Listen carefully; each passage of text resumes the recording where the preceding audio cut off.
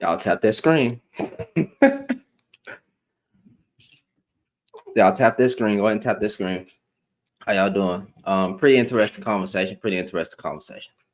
I think I'm gonna try my best to be nice tonight. For the limited time that I might be live. But y'all tap the screen there. Because bro, I got so many men on YouTube crying about women. So many men on TikTok crying about women. Weak male behavior. But anyway, y'all tap that screen, bro. We finna have a good time tonight. How y'all doing, YouTube?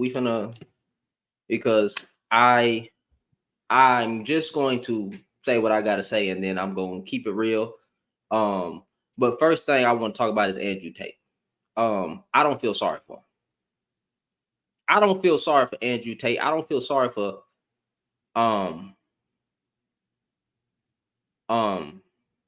his downfall. He should have never got online and basically self-snitched. But anyway, should have never did what you did. And that's what he gets. And you know what's funny is that some dudes will be like, "Oh, Tate's a real one, bro. The system trying to take him out." Blah blah. It's always some sick delusional people out here that will defend this type of behavior. They will defend a literal rapist, a P3 though.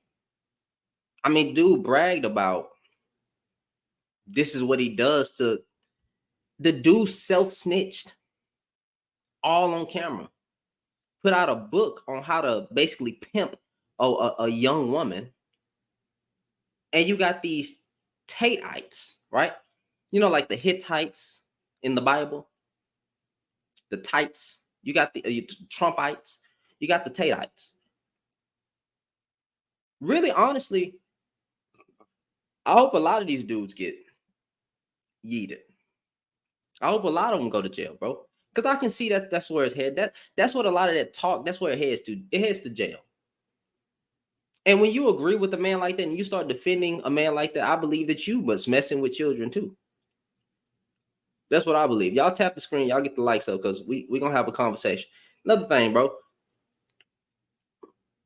I'm not trying to be mean. What?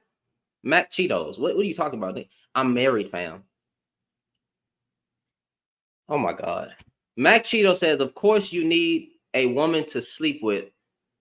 That's why you kissing their butt so hard. I can get a woman, I'm a jerk. Mac Cheetos.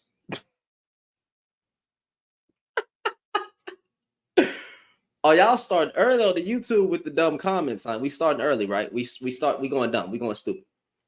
That's what you gonna say. Y'all tap the screen for me, bro. Boy, I swear, y'all dudes will expose yourself in real time, fam. Real time. Y'all will expose yourself in real time, and I find that hilarious. Hilarious, bro. I'm not.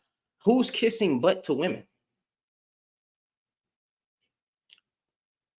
Because I said no smex appeal men complaining about women. Have you ever looked at a lot of the guys that's crying and complaining? When does a handsome men don't get mad and don't spend all day online talking about women? That's not what we do. I'm sorry. It's not my fault that you guys don't have, sex appeal. It's not the women's fault either. That's your parents.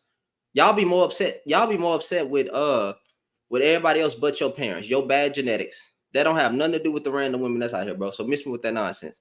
Now, one thing I'm getting tired of seeing, and if you keep saying dumb stuff, you're gonna get blocked. One thing I'm tired of seeing, bro, is you have a collective group. Yeah, I know, China. You have a collective group of guys on here that's talking about, the dating experiences between, them and some women out here, and that's a problem. I don't care. I really don't care about a man bad dating experiences, because a lot of y'all don't even be caring about, grievances of women that's going on. But then you want to sit around and cry online about men validation and what's going on over here. But then y'all don't really give what I'm saying, a balanced conversation about really what's going on in the dating market. As a man, you don't face the same type of challenges as a woman in the dating market. And if we just be honest, a lot of you guys, all right, Mac Cheetos, you getting blocked. You getting blocked. Don't worry about it. But you saying stupid stuff. I'm gonna go ahead and post you right there. Go, you know what I'm saying? You getting blocked. Because you keep saying dumb stuff, bro. And you know what I'm saying? Yeah, have a good one. Now, with that being said, a lot of you guys. Oh, let me remove that comment. My bad. My, yeah, let me hide that. Now, um, you have a whole bunch of men, and I don't mind men, explaining their grievances. Y'all tap the screen for me on TikTok. I don't mind men explaining their grievances, right? But when you get to crying about majority of the women are using me, majority of the women are bad, majority of the women, I'm having such this hard time as a man finding a woman, majority this, majority, and you sit up there crying, and then I get to looking at you, and then what do you want me to say? What do you want me to say? How do you keep choosing a trash woman? I don't understand.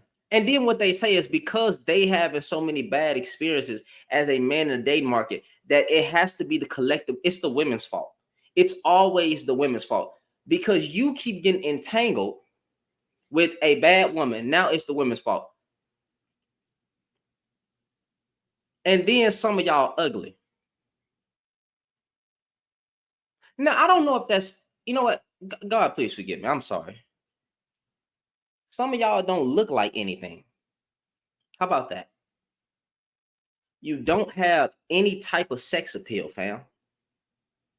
It's always the dudes with speed bumps on the back of their neck. Like, right, it's always right here on the back of their neck. It's a speed bump.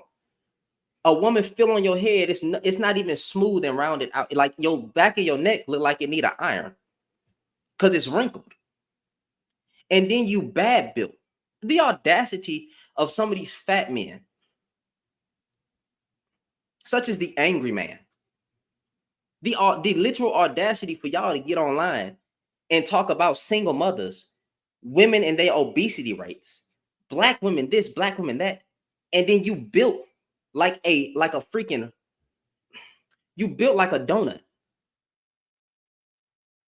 I mean, do you look at yourself in the mirror some of y'all dudes look at yourself in the mirror every day, and it's okay to have confidence, but it's not okay to be delusional. And you think you're a stellar guy?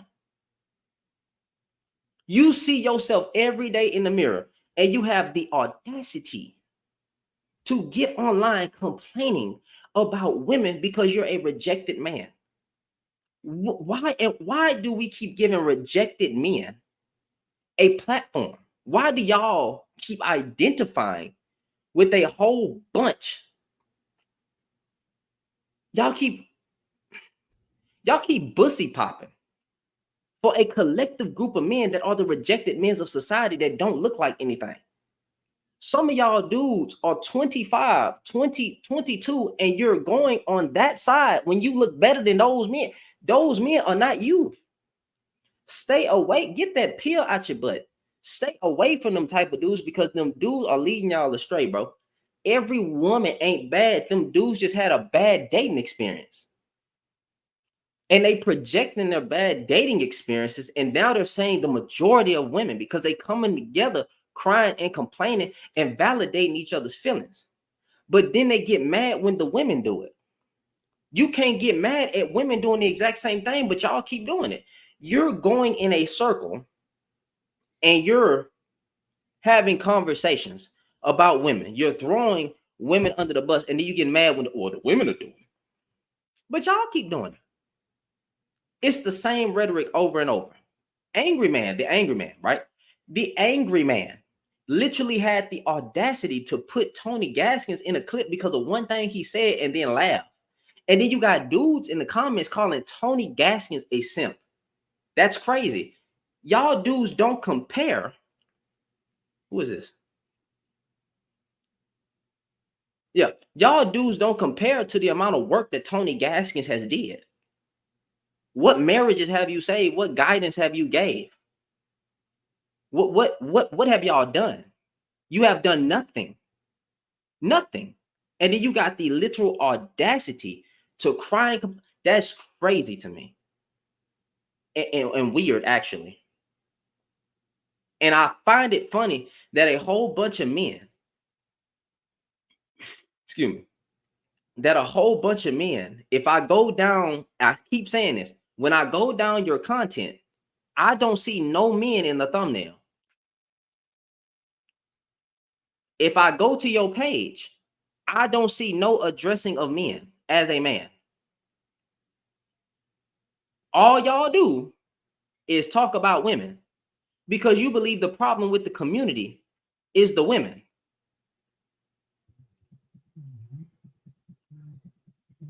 Hold on, y'all. Give me 1 sec. I got a phone call.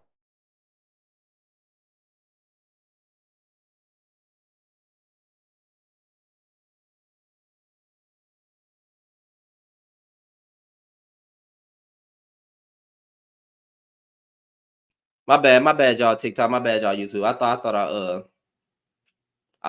I think my homeboy butt dialed me on accident. Now, with that being said, I just find that hilarious that a whole bunch of men can get online and go in the same circles every day, and there is never any conversations of men addressing men.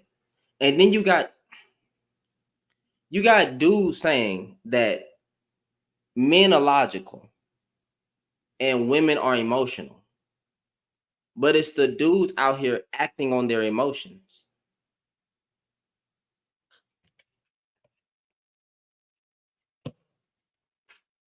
I would actually love to agree with the men to say, hey, men are logical, women are emotional. But it's the dudes out here acting on their emotions. It's dudes out here getting so enraged, right? To where they are unaliving their spouse, they are unaliving their children. And I'm not talking about black men, even though some black men are doing it. I'm talking about men in general, okay? There's men that's acting more on their emotions than a woman. You have to be very emotional and really angry and enraged to go take out your whole family. Now go find me stories of women doing that a lot. You can't. But then we have to contextualize crime. We have to say, oh, it's you gotta put it into perspective. You gotta do all it. It's always a cop out when it's a man. It's never a cop out when it's a woman. I just don't understand how y'all call yourself men, but you got more smoke for a woman all the time. That don't make no sense to me. It don't make no sense to me. And then y'all got the audacity to try to throw religion into it, to try to throw the Bible into it. Y'all find any and every way to advocate for men's bad behavior and to not call out other men. But then y'all have a whole bunch to say about women. I'm sorry, y'all don't have nothing to say about men, but y'all got a whole bunch to say about women, and that get frustrating, bro. Because I be trying to learn. I really be trying to see what the men talking about, and every day they're having the same circular arguments, every day, bro. Every day. I'm not talking about men I'm following. I'm just talking about men online. You ain't talking about nothing of substance, nothing of value, nothing good is coming out your mouth. And then y'all will be the same type of dudes to call yourself godly, the same type of dudes to say that you a leader, the same type of dudes who say that you're a provider, the same type of dudes who say you are a protector. But then when I see y'all on panels with other men and they sitting there talking all that BS, where is the protecting coming in? Where is the providing, right, of substance and wisdom? Where is that at? It's nowhere to be found. It's literally nowhere to be found. And that is why I get so frustrated. And then it's you older men. You older men can't lead. You can't lead my generation. You can't lead. You can't lead the 28-year-old men. You can't lead the 26-year-old men. You can't lead nothing. Y'all need therapy. That's what you 40 to 50, that range with the gray in your beard and bald headed. That's what y'all need to focus on. Y'all need to focus on getting y'all hearts and y'all mental in order. Y'all got to get yourself in order before you even have these conversations about leadership and protecting and what y'all say, providing, because y'all ain't doing a goddamn thing, bro. Y'all ain't even protecting y'all mental. Y'all ain't even going to therapy like you should. And that's why you getting online, living in your bitter experiences, bro. Y'all will let bad dating experiences with women cause you to hate women or cause you to have a disdain for women. You as some black men, not all, some, because I'm just using my community. Some black men have had bad dating experiences with black women, and then will say the majority of black women are bad. But you haven't dated every black one, and you can't, right? You literally can't. But you haven't dated a whole lot of black women. Your little small circle of women, bro, did not speak for the collective group. But guess what? I found one man over here who say it's bad. I found another black man over here who say it's bad. I found another man over here say it's bad. I found a few men online that say it's bad. So guess what? Since we all having the same experiences as black men, right? Since we all having the same experiences, it must be that the women are the problem. It can't be me as the man. The man can't be the problem. He can't. The man can't. The man ain't cheating. The man don't smell good. The man don't take care of himself. It can't be none of those problems. Somehow men get up. Somehow men are just good. They perfect. They're not out of order. They got everything together. They're stellar men. They ain't doing nothing wrong, and they just getting hurt by women. They good-hearted men that's just getting hurt out here. That's what they want you to believe. They want you to believe that majority of men are good, but somehow majority of women are trash. Make that make sense, fam. Since we logically make that make sense. Like, I just explain it to me. Somehow the majority of black women are out of order. The majority of BWs, black women, are bad, but the collective group of black men are amazing. It literally does not make sense. It does not. But they gonna find every excuse not to make it make sense. You ever wonder why they call these bad men Pookies and Ray Rays? They just give them a name. They don't address them. They don't address them. They just say women need to stop sleeping with them.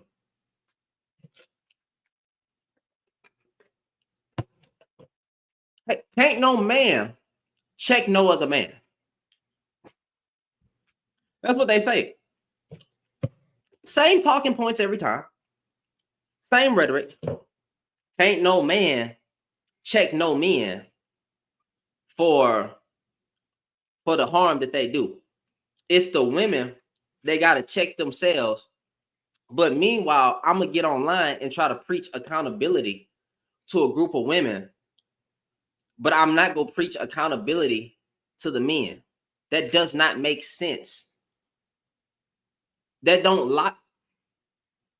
How the hell do you call? I'm sorry. Forgive me for cursing YouTube. It was an accident. How do you call yourself a leader, provider, and protector when you're starting with women?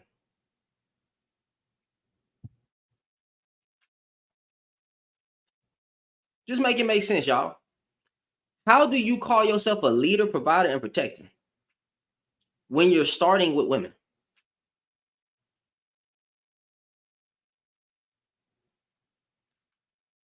Don't make sense, right? Don't logically make sense, right? Exactly. I just don't understand why we keep letting that type of rhetoric, I mean, that type of mouthpiece slide. You supposed to be calling out men, bro. I'm not saying you can't call out women, but when y'all go start speaking to men, when y'all go start having panels, hey, men, what can we do to be better men? Because apparently we just all perfect out here. We're not doing nothing wrong. We're not, yeeting people as a group, the collective group of men, we just good. But the women are ratchet. The women are out of order. The women are the problem. But I just come on now. Come on now. Make it make sense. Y'all not making that make sense. And y'all gonna keep getting online every day saying the same thing. How is it that dudes always have, right? They always have a new video about a delusional woman, a new woman in the background every day. But bro, there is a man murdering a woman every day. I don't see y'all calling out none of it. None, zero. There is a man that has yeeted his family, his kids. There's a man that yeeted his own twin sister. Think about that. There's all types of crime and evilness that's coming through the hands of men in our community, and no one speaks on nobody, because you can't do it. And then when you speak on it, they call you a pander or a simp. But y'all dudes not calling. When y'all gonna start calling out other men? That's all I be asking, bro. Can we get on a panel with each other and talk about what's really going on out here out here in these streets? Because it's a lot going on. It's a lot going on. It's a lot that we could address in a man. You know how many dudes I done had conversations with saying that they don't believe in marriage, and they just want to run through women? Hmm? No, you start an army. That's what black men need, their own army. They need to police their own neighborhoods. So again, so I got solutions, Kyle, right? But I don't think you want to hear them. Black men need to police their own neighborhoods. We're not policing our own neighborhoods. And I'm not even saying you have to talk in code on here, but I'm speaking in a way that won't get me yeeted, if you know what I mean by policing your own neighborhoods.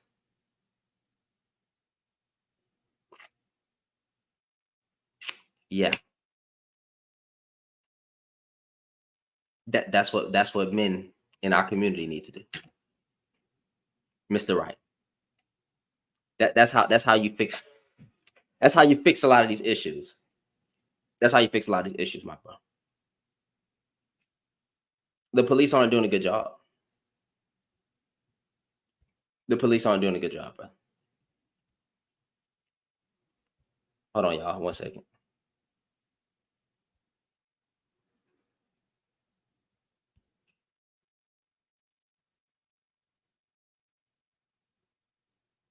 Wait, what? Hold on, y'all. Somebody just sent me something. Give me.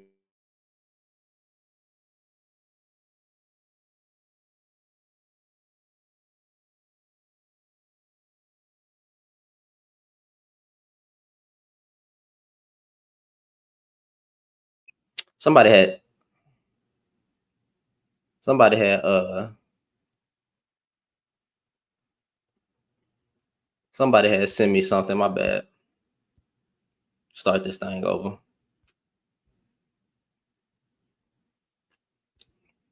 Yeah. So, yeah. I don't know what it's gonna take. Now, like I said, a lot of dudes will get online and just spew the same self-hating rhetoric.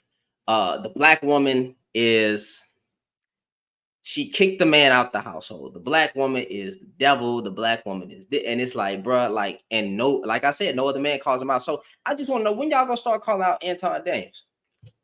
When y'all gonna start calling out Angry Man? I mean, we men, right? When y'all gonna start calling out Mr. Let Go? Mr. Let Go talking about single mothers every goddamn day. When y'all gonna start calling out them big names over there? But we men though. We supposed to be alpha males, leaders, providers. We apparently love our women so much, but yet we gotta throw them all under the bus, the collective group, and say that they're the problem. But we alpha this, we alpha that. These niggas ain't alpha. These dudes ain't alpha. These, these dudes ain't protectors. These dudes ain't providers. Because if they were, when is the black, nobody can correct the black man.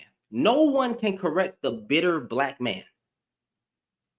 And when you try to correct the bitter black man, more bitter black men come to the bitter black man's defense. You know what's crazy? These dudes will say that it's it's men out here defending women's bad behavior, but it's men out here defending black men's bad behavior. Y'all ever notice that? It's men out here defending men's bad behavior. Hey, did he grape her, or did she kind of lead him on? Did she say no? Or did she mean like, maybe? Did she really mean no? Like, does no mean no? It's men out here defending men's bad behavior, bro. These men hate women. It's a lot of these, bro. I'm telling you, these men hate women, fam. These men love men and hate women. And you can take love men however you want to. I really don't care, because I'm not finna play nice. I'm not finna play nice. You don't, the same men that's talking, you all look the same. And I would love for y'all to bring me on. I would love to talk to these guys. Bring me on again, bro. Bring me on. Let's talk about statistics. If you're going to talk about women, let's talk about the heart of man. Can we talk about the heart of man? Can we say the heart of man is wickedly evil? Because y'all talk about women all day. Men are wickedly evil. Men are evil from the birth, from the womb. That's Bible. The same Bible that y'all want to talk about, right? Because a lot of y'all dudes don't even be Christian, but you want to bring the Bible into it all the time.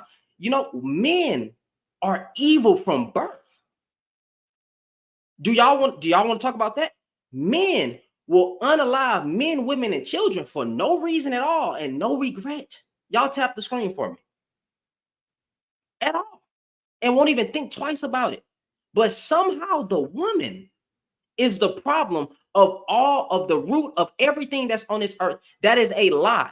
That is a lie. And you men know it's a lie. You dudes that be online every day talking about a woman, you know it's a lie. The problem with the world is not women. The problem with the world is the heart of man. But men mostly. Because if you're going to sit here and say that the women this and the women that, you got to bring it back to the man. You got to bring it back to the man. We are evil from birth. Men are evil from birth. They will use the Bible to justify. I'm sorry, not to justify. They will use the Bible to talk bad about women all day and say ratchet activity was way back in the Bible days. And that's the problem with the world, is that the women this, the women that. But then guess what? The man. You don't think the heart of man is wickedly evil? Look at white people. Slavery, throwing away babies in the alligator pits, all of it. Look at black men. Look at Hispanic men. Look at men and what they've done in history. Look at men and what they've done in history. You can't even name a lot of evilness that women have done. But you can list a whole collective group of men. You can list a whole lot of men that have done evil. You can find evilness of a whole collective group of men in black men, white men, Hispanic men, Asian men, all of it. All of it. There is no there will never be an evilness that compares to women. These guys just love to blame women for everything, but they're the root of society. When did leaders start complaining about the ones that they made lesser than? You made women lesser than, but then you complain about everything. These dudes be complaining about child support, but it was men that made child support.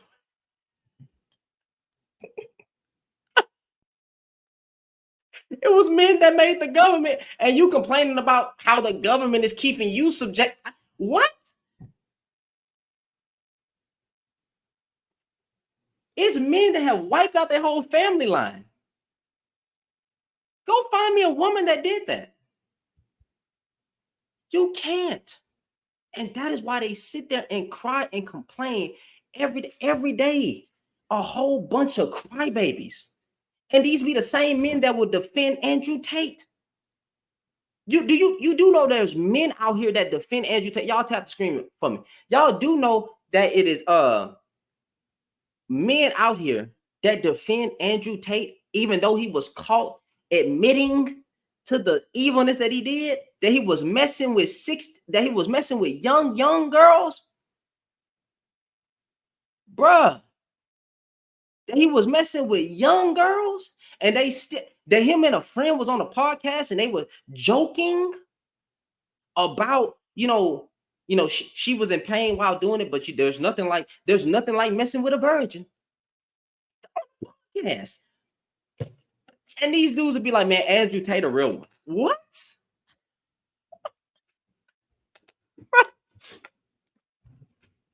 These dudes will be like, Andrew Tate is a real one. You cannot make this up, bro. How do you defend such people, bro?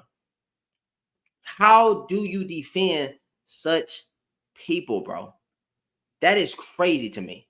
You nasty, evil behind men out here. You disgusting creatures. You pathetic. And if I get yeeted for saying that, it is you pathetic loser. You beta males. You ugly-hearted, demon-fested men out here. Got your foot on a woman's neck, but it's mostly men out here doing all the evil. Miss me with this nonsense. And then y'all want to sit on here in panels talk about single mothers. How you blaming the one who stayed, fool? I literally had a dude come up here and say, that he left a comment. His mother lost her life. His dad was a deadbeat. The dad is still here. The dude is talking about women are the problem. Your mama died. What are you talking about? And your dad was a deadbeat, but you're gonna blame women when your dad was a deadbeat. Your dad was still here, and your dad was still here, and he didn't even care about you. Do you understand how crazy that is? You're blaming the woman who stayed. A dude, I ain't gonna even say his name, but y'all can look it up. A dude just made a video about kids raising themselves, but wanted to flip it to the single mother, because he's saying the single mothers are not raising their kids. Where's the dad? Y'all gotta really make. I'm asking a so serious question, bro. How is the woman getting all the freaking blame and not the dad? If the single mother, is she a single mother, but she's still a mother? She may not be the best mother, but she may be trying her best. Where is the dad? Nobody can answer that question. And then what certain black men would do is be like, well, the CIA says we're the most active father. Yeah, when you're there, fool. When the black man is there, he's the most active father. I'm talking about these you're specifically saying single mothers. So to all these single mothers, where's the dad? And then y'all got a collective. How do y'all get online, bro, and say the same thing every time? And y'all dudes just eat it up. You men over there would just eat it up, bro. Eat it up like it's cake. Y'all love it. Y'all love it. I mean, like every day, dude go live, have the same goddamn title, something to do with single mother, something to do with black women, and y'all just eat it up, fam. That's why I be laughing. I be laughing, bro.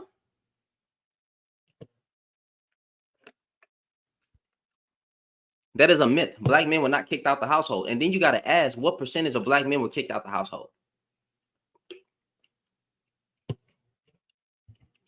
You cannot take 23% and apply it to the majority of the race. That's not how that works.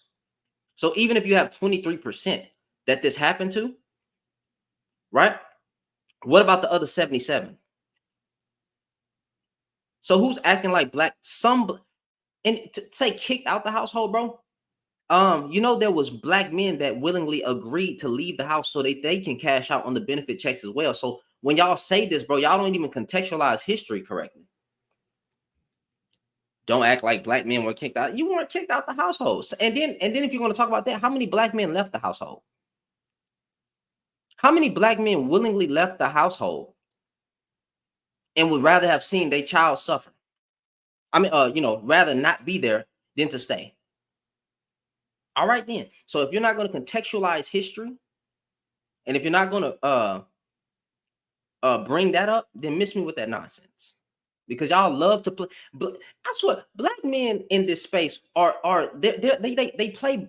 Some black men, not majority. Some. I'm just talking about the ones that be making dumb comments. They cry. They love to play victim. Were y'all kicked out y'all household? Let me bring it back to you. Were y'all kicked out y'all household? The black men right now, were you kicked out your household? Do you have an excuse on why you abandoned your children? Do you have an excuse why y'all don't treat a woman right? Do y'all have an excuse why y'all will waste a woman's time, love, and effort when she pours into you? Do y'all have an excuse? Why is it that y'all always have an excuse for the black man just being torn down, but the black woman is under the same system of oppression, and you don't speak to that? But somehow it's the black man that gets to cry like a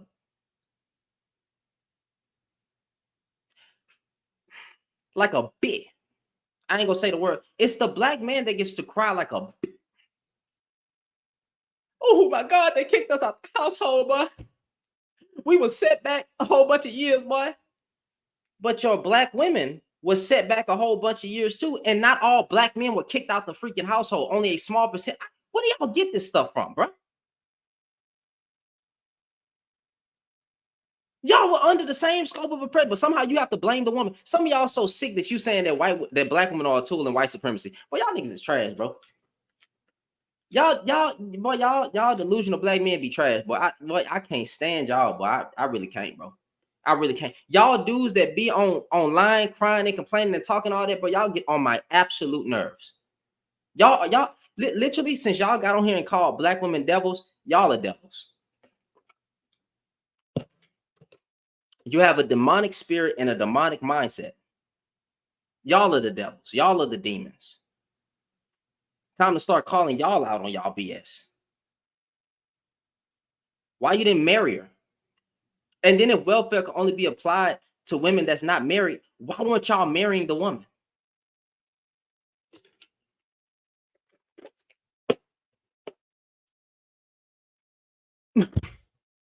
Why weren't y'all marrying the woman?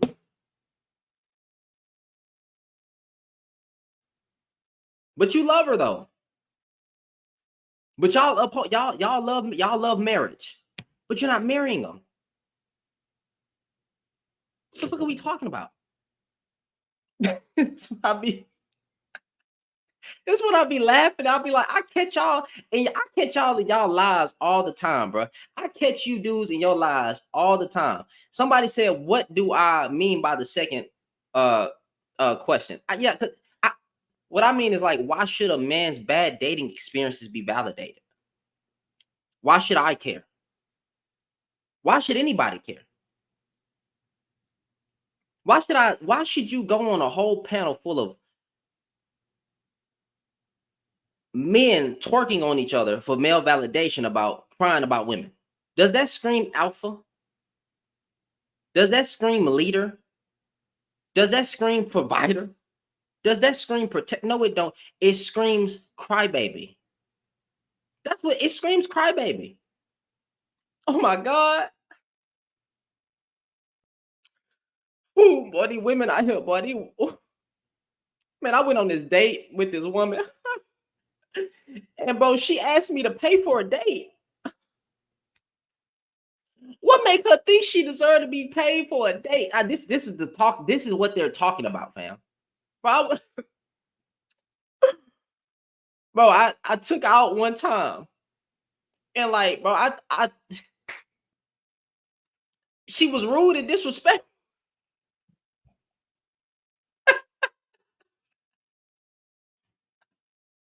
Bro, it make me laugh every time he laughing, bro. I be really up there like this. So you're mad that you had to pay for a date? Wait a minute. You crying because the woman was rude and disrespectful? I mean, yeah, bro. You see, because of those women that you chose that are rude and disrespectful, that means all black women are rude and disrespectful. Is that what you're saying? Well, I wouldn't say, because it's always that. Well, I wouldn't say all, but just the majority. Okay, what basis can you what facts and evidence can you base that majority of black women are disrespectful?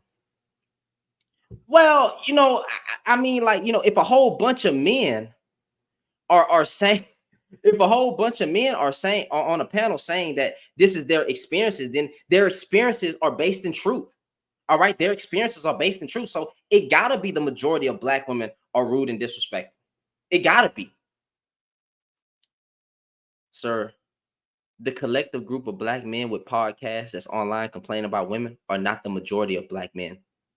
So you're gonna base your analysis based on what weak, effeminate men are saying on panels. That's what you're really doing, right? That's what you base.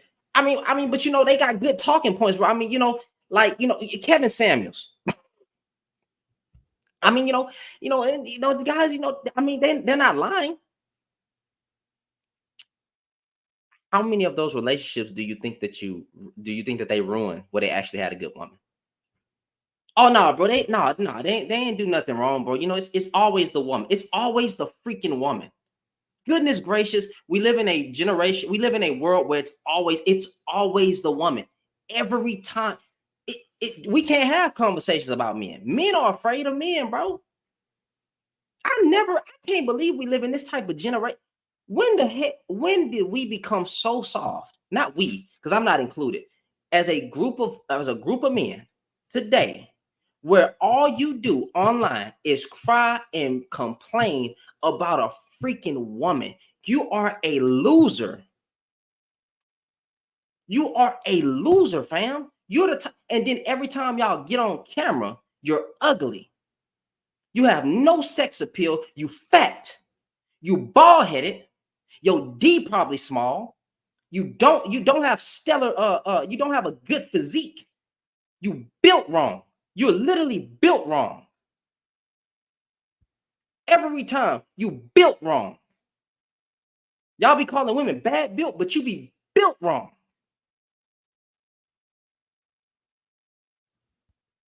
Looking like a goddamn speed bump. Looking like a goddamn donut. Y'all remember in the Bible where it say God formed you out of the clay? It looked like God didn't finish. It looked like you still a project. Let me stop playing. God, I'm sorry. I be joking sometimes. That was. I won't go that far. I apologize. But you built wrong. You built wrong. And you mad because you're not being chose. Women don't have to choose. I just want y'all to understand, bro. Women don't have to choose you, bro. They have a right to say no. They have a right to not give you a chance. Same thing. Same thing. Y'all will get on here and talk about obesity rates. Problematic too. Y'all will get on here and talk about obese. Imagine a obese man like the angry man, right? Getting online talking about women all day and always finding a video about a woman, but yet, he obese himself. Make that make sense. Imagine a unhandsome man talking about average women, but then you're an average man. You're probably short. Well, the average man is 5'10". So you're not 6 foot or 6 foot reaching like me, right? So you're literally the average. Here talking about black women are average. You're average. Matter of fact, you're below average. You'd be blessed to even have a woman in your presence. And you sitting here talking and complaining. Y'all dudes be hilarious, bro. And literally talk about the same thing every day. Every day. Every day. YouTube, TikTok, Rumble. Y'all do so lame nowadays that y'all was following Fresh and Fit.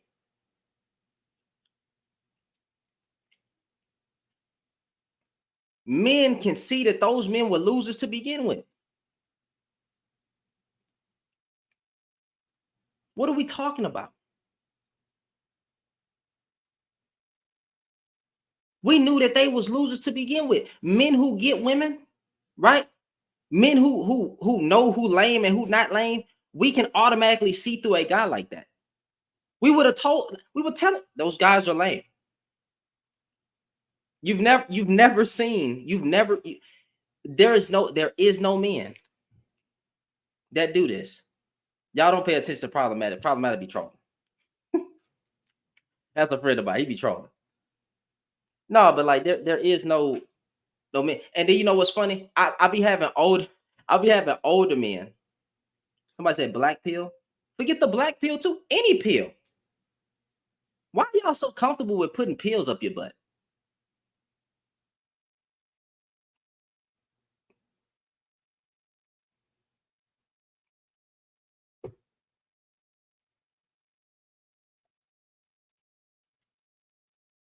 Y'all switch out what pill go up your butt every day. Just sitting on it, spinning around on it. Bro, you can't talk about us like that, bro. Unattractive, fat, and ugly. Unattractive, fat, and ugly. And then have the audacity. And then some of these guys out here defending Andrew Tate. I didn't know well, I did know. We live in a generation where people are, advocating for other men that don't look like nothing because they don't look like anything. It's it's the revenge of the rejects, fam. The revenge of the rejects, bro. The revenge of the rejects.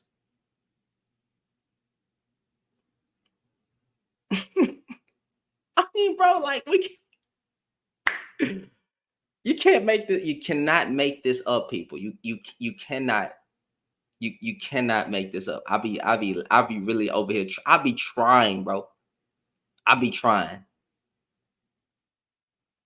because I'll be trying as a young 28-year-old man. I'll be trying to get a guy's grace, to see what they gonna say. But then every time they open their mouth, I'll be like, y'all niggas are idiots. I'd be like, y'all niggas are idiots. Sorry, brother. I ain't gonna even appreciate that type of trolling. Whatchamacallit. Sal says he be saying crazy things but don't believe everything. Bro, Sal, I'm putting you in 4K right now. I'm clocking you. Saul says, I rock with Andrew Tate. So you rock, you TikTok just gonna have to get me. So you rock with a rapist and a pedophile?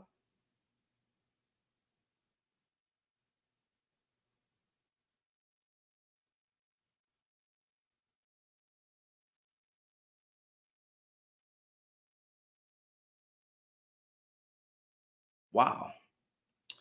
You're getting blocked. Yeah, have a good one. I don't even care if he trolling. I don't even care if he trolling, bro. I don't care if he trolling, bro.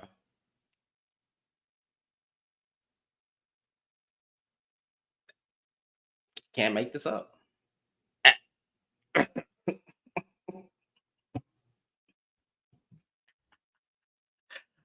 Oh shoot, man. Oh my God. Hold on. My boys. Well, not. I don't know who the vote for Trump person is, but he might not even be in here. All right.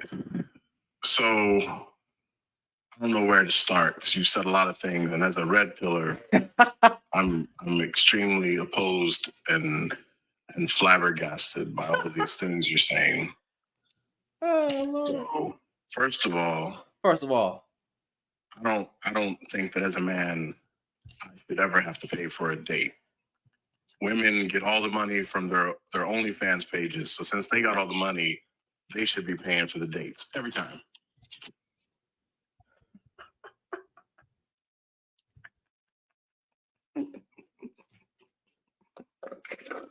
And if they don't have OF money, then they got Cash App money because they be hitting up dudes every morning talking about Cash App me $50 just to say hi to me. Oh shit. But you got people getting mad. Guys, if y'all can't read the room and you think that this is real, from a friend of mine, you are out of your mind. Tell them that. Let me troll a little bit, bro. Like, let me troll for like 5 minutes. Set it off with it. Just start saying all red pill talking points, bro. Just be like, bro, the problem is that women don't keep their legs closed, fam. That's the problem. That's a problem. Isn't that crazy? Like, that's the wild part, right? Like, they claim they like the coochie, but then they don't want women giving out the coochie. It's crazy. It's crazy. I don't know. Like, hey, you mad that women are... Look.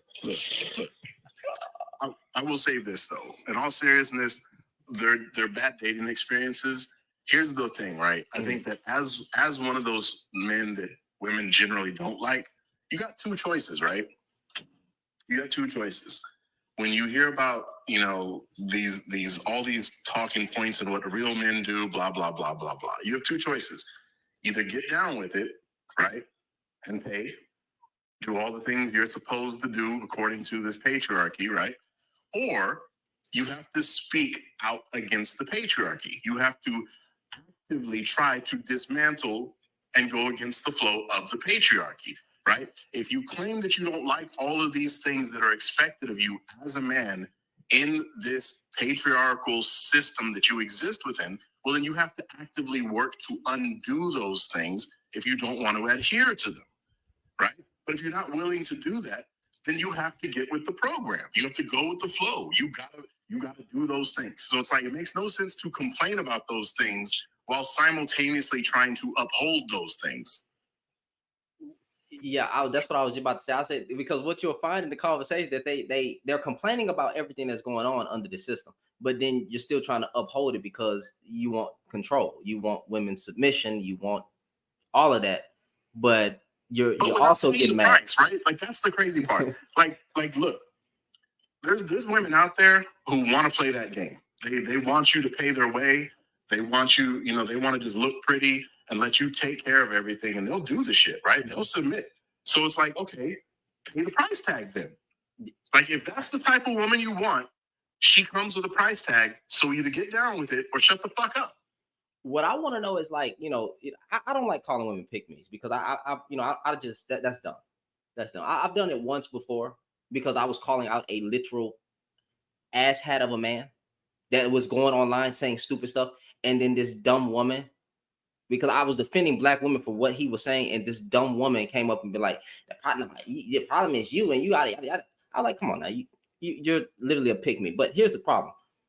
Why aren't pick-me's getting picked? Because they'll claim that there's not these type of women and the women not being submissive, but then you got these women that women call pick-me's, but those are the ones that be agreeing with their talking points. Why are you not marrying them? Why are you not marrying them? So is it because they don't look like anything? That's what I was gonna say. Like, look, let's be real. Most of the time, look, let's keep it a stack. Like, a lot of those women, the reason they have to be pick-me's is because men aren't generally chasing them, right? So what do they have to do? They have to placate to what they think those men want. Woo! So that they'll be more desirable, right? Like, for real, like, I'm not even trying to be a mean thing, right? Like, generally women who are not very physically appealing aren't getting chased by men. So how do they get men? Right? Well, then they have to say the things that they think men want to hear, like, oh, I'll do this and I'll do that. That way men will find them desirable, if not physically desirable, right? And I mean, look, but that's the thing, right? That's why I say these men, they're not being honest. Like that's the big takeaway from all of this shit. All of it. Nobody wants to be honest about what they really want and how they really expect to get it. Even women sometimes, right? Like, I mean, look, I may not agree with it. I think it's silly, but there are women who get up here and say shit that's delusional. And I'm not going to argue with them. I'm like, if that's what you want, good luck. I don't think you will get it because it sounds wild to me, but good luck. You have every right to want and expect that if that's what you desire. I don't think it's realistic, right? And that's why I said, I'm not going to spend time arguing with them. That's the thing. These red pill dudes, why argue with them? If you think these women are delusional, which sometimes I'm going to agree, some of these women are, but why waste your time arguing with them? Like, what the fuck do I look like trying to convince a woman, oh, no, you should be with a man who makes this much money, not that much money. You should be with a man who looks like this, not that. I'm not going to argue with you. Good luck. Go get it if you think it's out there. Go for it.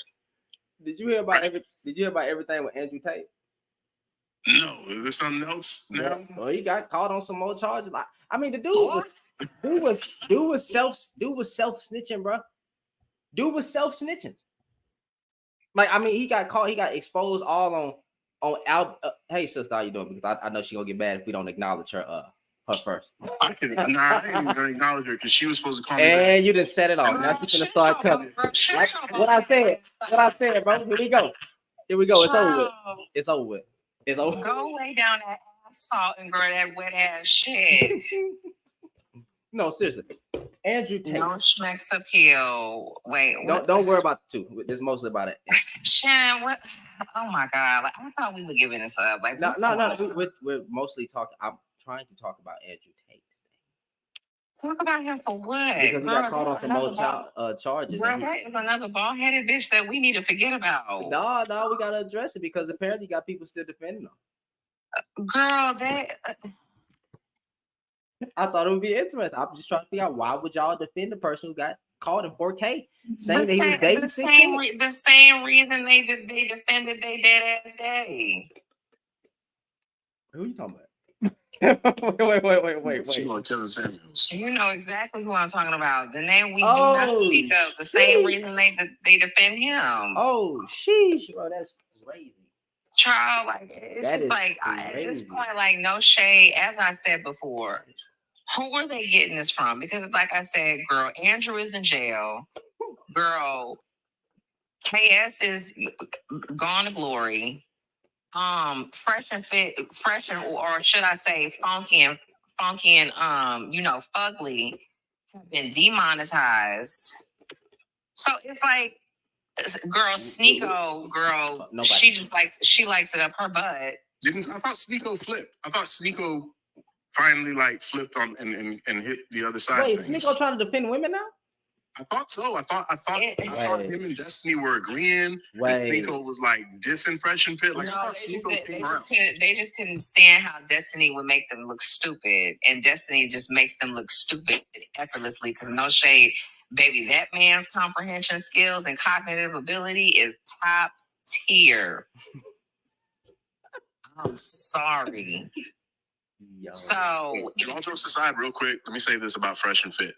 Because I will never understand how it was not completely over for them and how they still maintained a male following once that dude said the vaginas were icky. When he said that, which one said that? I didn't feel. He said they were gross and icky. I'm not even joking. Wait, Myron? Yeah. He literally said they're gross and icky. I'm like, how does anybody listen to you after you say that? I mean, he literally said that gay men have a better advantage. He's not the only one that said that. Talking about we should advocate for men on men relationships, but I mean, they daddy said the same thing. That's why they all said the same thing. And look, it's 2024. Is nothing wrong with that. And there's nothing wrong with that. Let me make that clear.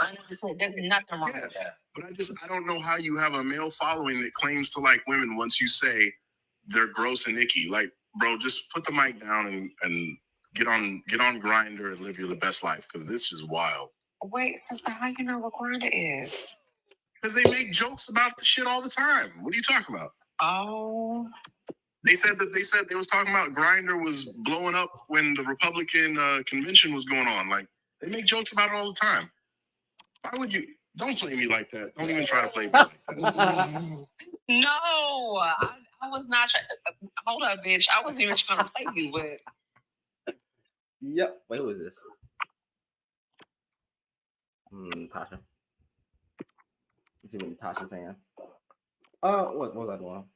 I'm gonna ask a question. I forgot the question. But like I said, this has been like at this point, child. The girls already came out and put him out, so it's like, what other charges could we find? Extortion. I mean, we got that. Sex trafficking. We got that. Money laundering. We got that. Mm-hmm. Like what else do you need? I just thought it was funny that he was flexing all that time, saying he said he done a lot of crimes, and that I'll just throw a lot of money and I'll be out of jail. And now look at you, and then you got dudes still popping it for him, and that's some sick. That is sick male behavior right there. That's evil. That's evil hearted shit right there. Dude literally got online and said that him and his friend were getting with 16-year-old women, and they were complaining that it hurt, but they didn't care because it felt good to them. That's some sick. That is some sick shit. I think the funniest thing that I ever heard that man say was, he was like, okay, so a lot of y'all need to, because Andrew Tate has said this, and you just got to find the video. He was like, would you rather Hulk Hogan with a pussy or Megan Fox with a dick? He said, now I personally would take Megan Fox with a dick. Stop it. He did not. What? Where? Andrew Tate. Hold on, wait. Andrew Tate. Megan. Yes, he did. Megan Fox. No, fam. Yes, no. No. Wait. Nope. That's not it. Andrew. What? I just threw up in my mouth a little bit. Man, when I tell he was like, most of you are gonna say Hulk Hogan with a pussy. Wait. What? You disgusting.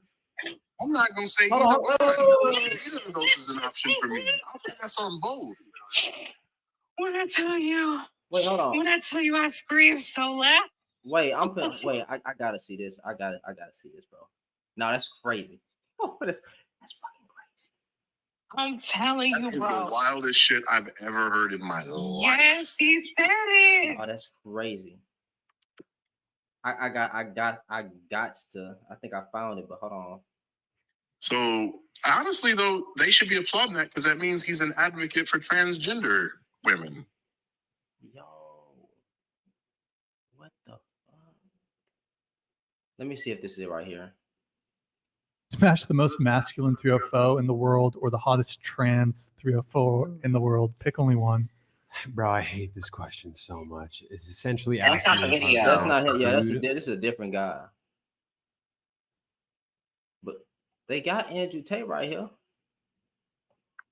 What does the video look like? That's what I like. What is he wearing? He was standing somewhere, and I don't know where he was standing. Was he in a blue? Hold on. And he had made the analogy, and when I tell you, I say a 1 and a 10. I mean, Megan Fox with a dick. That's the tranny. Or Hulk Hogan with a pussy. That's the girl. This is the question I'm asking.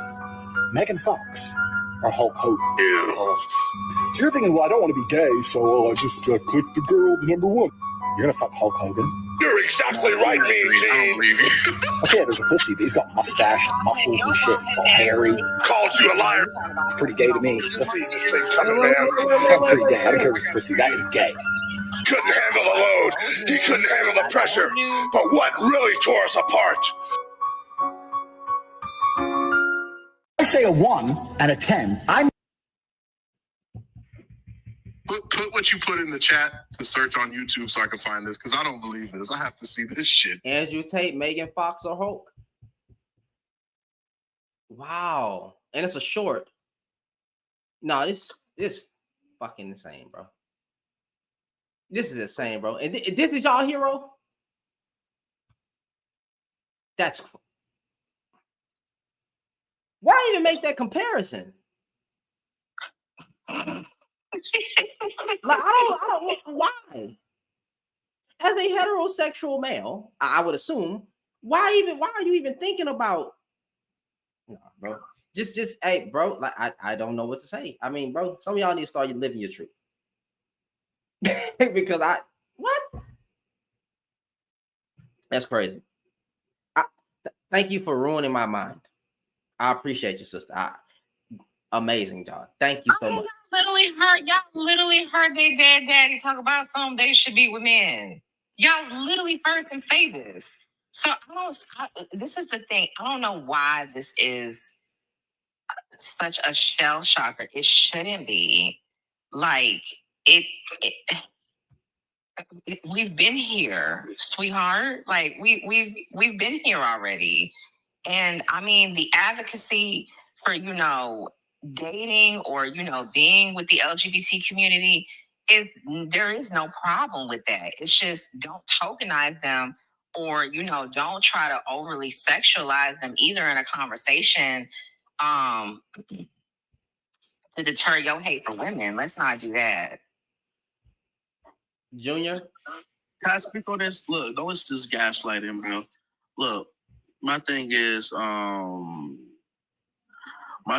men supposed to have standards. That's how I feel about it. Which one are you referring to? No, I'm just saying that.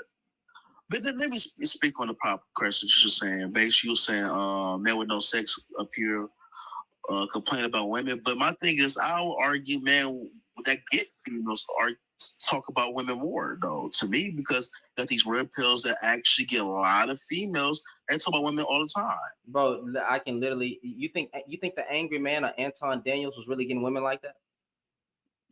I'm just saying, Fresher Fit, Andrew Tate, bro, Junior Barn. Have you done research on Myron? I literally some good girls. Junior Barn. He has a clip in black and white with some sad music playing once before, where he said, back then when I was on Xbox and you women weren't giving me the chance, and now that I got money, it's your turn to suffer. So again, I was broke at one point. I'm still not even well off. I was getting women like that with no money. Okay? So he literally exposed himself by saying the only reason that he has a collective group of women is because he got money now. He's literally taking revenge out on women. So when you're saying that he's getting girls, he's only getting girls because some girls look at him as a meal ticket. So what are we talking about? When y'all be identifying with fucking lames. That nigga is a lame. He wasn't getting women.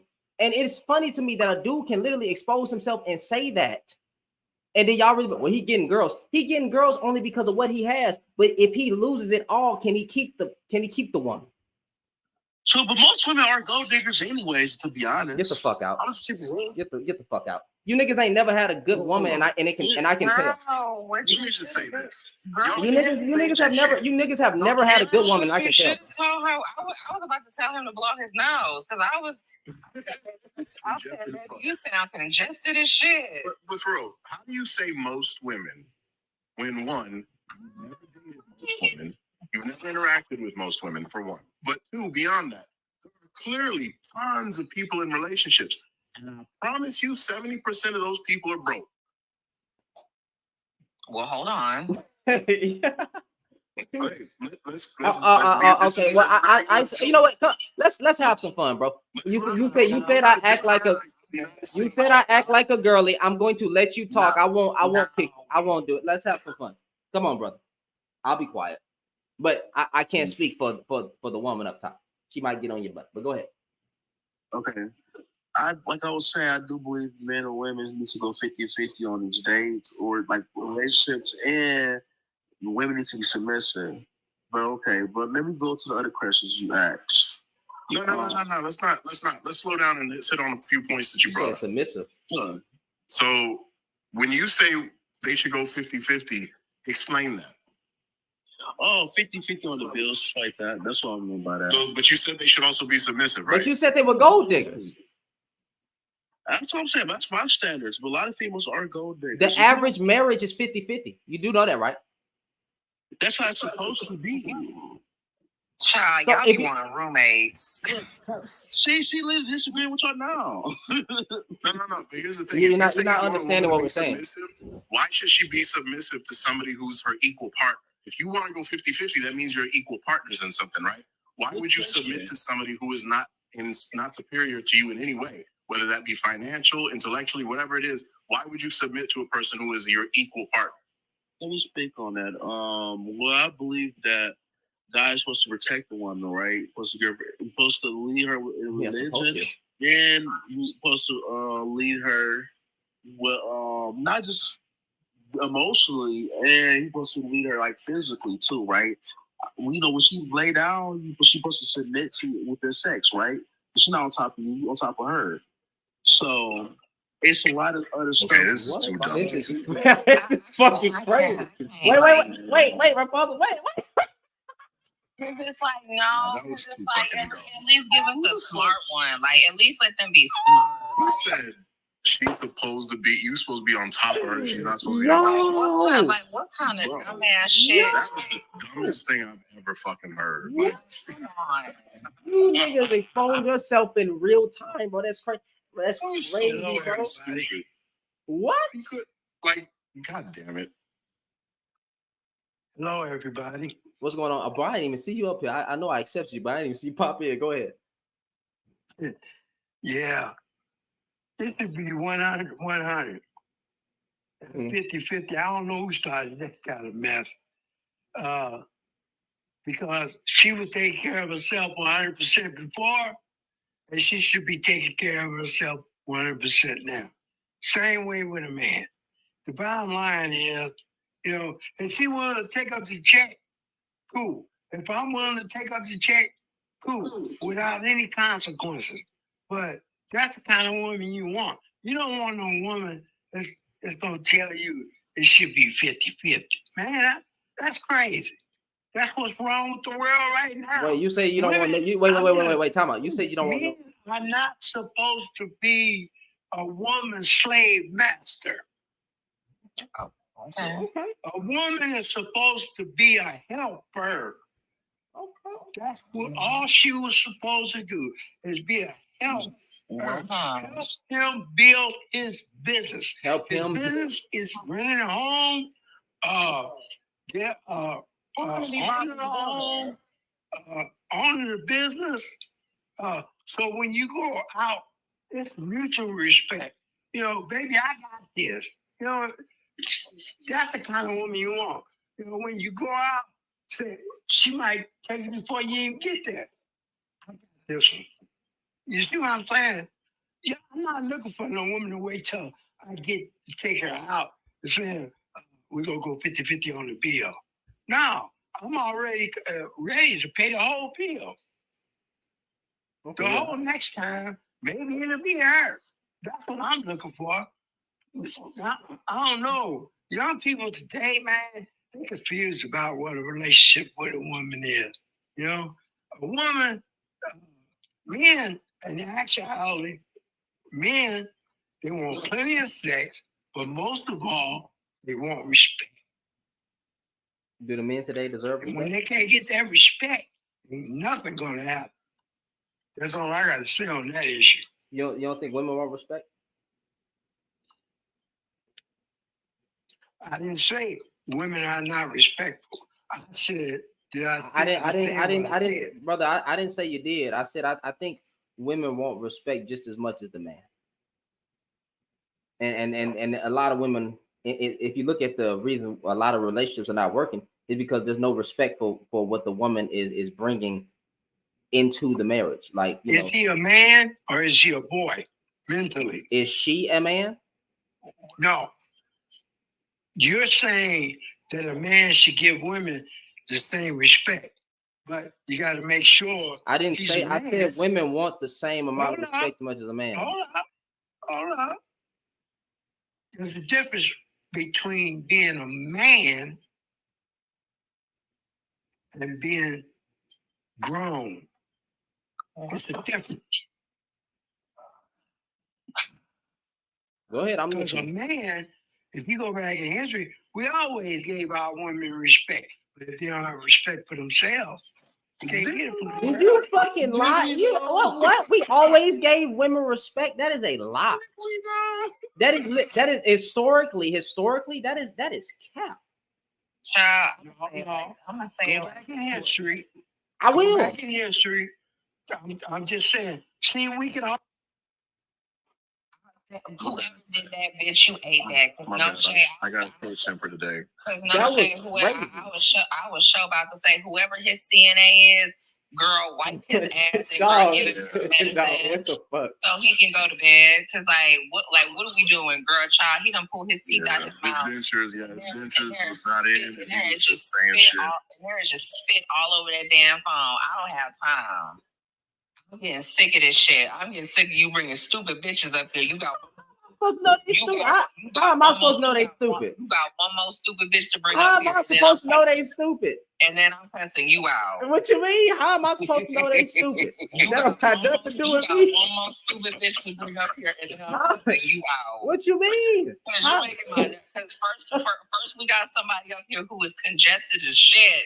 He can't fucking talk for nothing. He gotta blow his fucking nose. Then we got somebody up here who apparently his CNA is somewhere in that damn. His caretaker is somewhere in that damn house asleep when that house should be up issuing medicine. You know what always start to make sense though? It starts to become evident, right? Like it's very apparent why they don't have no women in their lives. Like it'd be ridiculous. Like this is just like.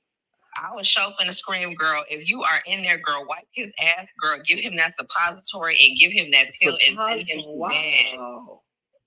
That's like crazy. I said, you got one more stupid bitch to bring up here, and I'm cussing you out. That ain't got nothing. I don't know if people stupid. Oh, okay. I don't know if they stupid. That ain't got nothing to do with me. You got one more stupid bitch to bring up here, and I'm cussing you out. That's crazy, bro. He started off okay, and then it just went.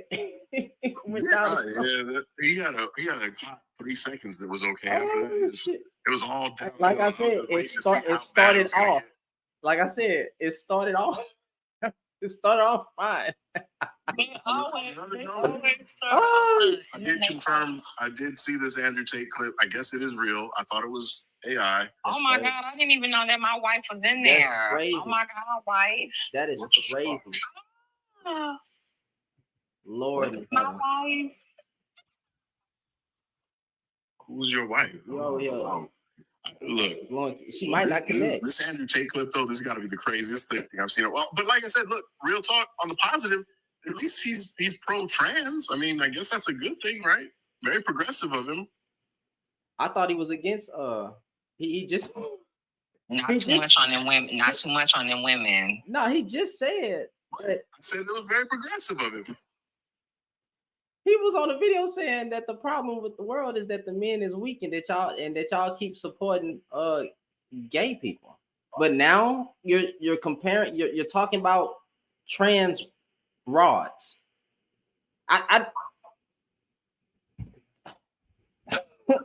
What? He has a clip of him literally. He was speaking to Christians. But he said the problem is with you Christian men and you Christian people, right? Is that y'all are weak. And then look at y'all supporting the LGBTQ movement. I was like, I'm pretty sure majority of Christians don't support it, but whatever, let's go along with it.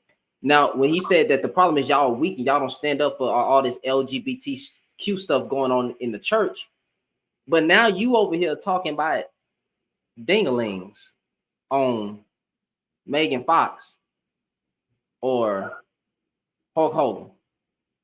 I mean, has anything he's ever said been cohesive? Has anything he's ever said been, has it ever flowed? Yes. Let me tell you about, I saw him make the most eloquent statement ever when he was comparing humans to a pride or a don't piss me off. Gorillas, and he was talking about how the beta gorillas have to get with the gorillas that all already had kids. If the gorillas want some gorilla puss. Do not piss me off. Yo. Now he made sense. One time, one video. You dropping look, you're not gonna believe me. You're not gonna believe me. I'm not trying to piss you off, man. Hold on, just stay with me. Don't piss me. I promise. I promise. I got you. When Andrew Tate was speaking to some men, he said the problem with you men is that you broke. You don't look like anything. You're not well put together, and then you're expecting a woman to give you a chance. Go get yourself together first, and then worry about a woman. But a woman shouldn't be on your mind. That was cohesive, right? That made sense, right? I mean, that's a bar. All right. You thought I was gonna piss you off? Isn't that common sense? No. You asked. No, it's not. Like, isn't that? We got one of the most smartest intellectual black women on the panel, and yet she gonna ask, "Isn't that common sense in 2024?" What should and is not? What is common sense, people? Sense that's common, right? Yeah, I think it would be common knowledge, or if you even want, for those that want to take it a step further, because I had somebody argue me down about common sense. Well, since those of us that have common knowledge, and or want to go out and venture out and things like that in order to be presentable, or or be a better fit to society, you would actually have to take out the steps and recourses to get yourself to a point where you're actually something that can be productive and or valuable to the environment that you're around. I think that would kind of be something that you would want to do for yourself. Why would I want to do that for myself? All I want to do is grow fat, play PS4, and sit behind a damn camera and talk about women all day and say they're the problem that I can't progress. That's easy. That's a come up. That's pimping out women. No shade. Kill it before it makes babies. What you talking about? Eugenics. How dare you? Woo! Grab the broom. Geez. I'm 34. It wasn't always common to publicly declare. Well, we need to change it. What does that mean? No, I was reading the comment. She said, "Yeah, you're right. Damn, that is common. Yeah, common sense is gone. Left is right, right is left. No, it ain't. Left is right, right is left. Up, down. Who you having a conversation with? Common sense don't play. Like you really would think, like they really will say shit, and you would have to like, yo, what? Because like base level thinking does not apply when you talk to some of these people. Like for real, bro. When we tried to talk to that dude about Trump.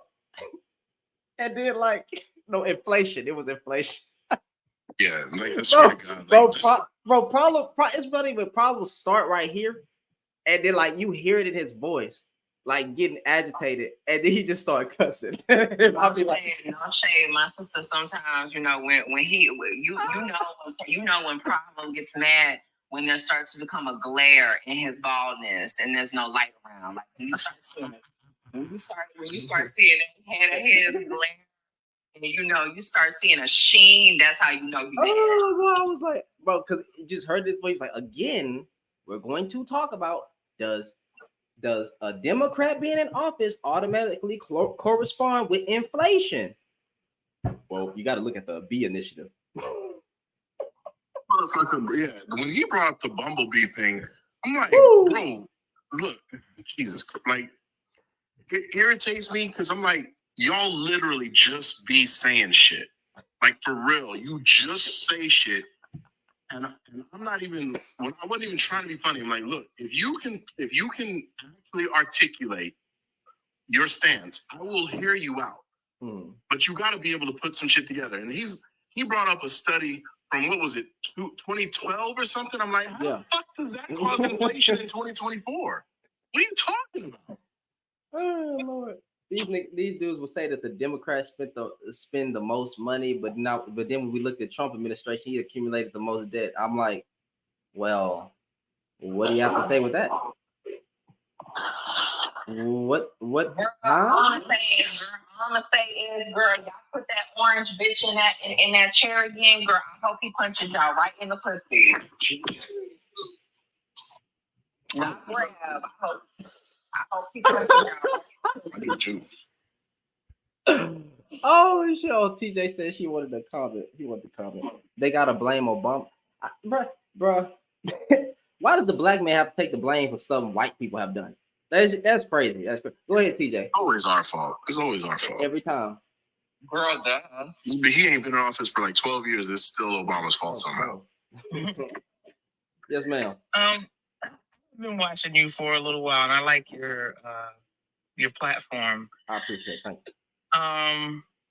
Comment in reference to Andrew Tate. I don't know much about it, but I kind of got an idea of what you were talking about in reference to him and raping young girls. And when you speak about women, and I think about myself personally, and growing up as a child, and even including the conversation about men and their experience with women, and growing up as a kid and experiencing the physical abuse, watching that in the home from my own dad and my mom.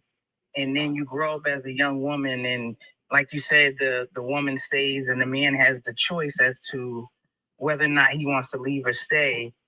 And although my dad did stay, my mom passed when I was 10. And excuse me, growing up with my dad, it then changed to we were the young women experiencing things that a mother and a father should be doing intimately. And then it was the physical abuse. So I understand that vicious cycle.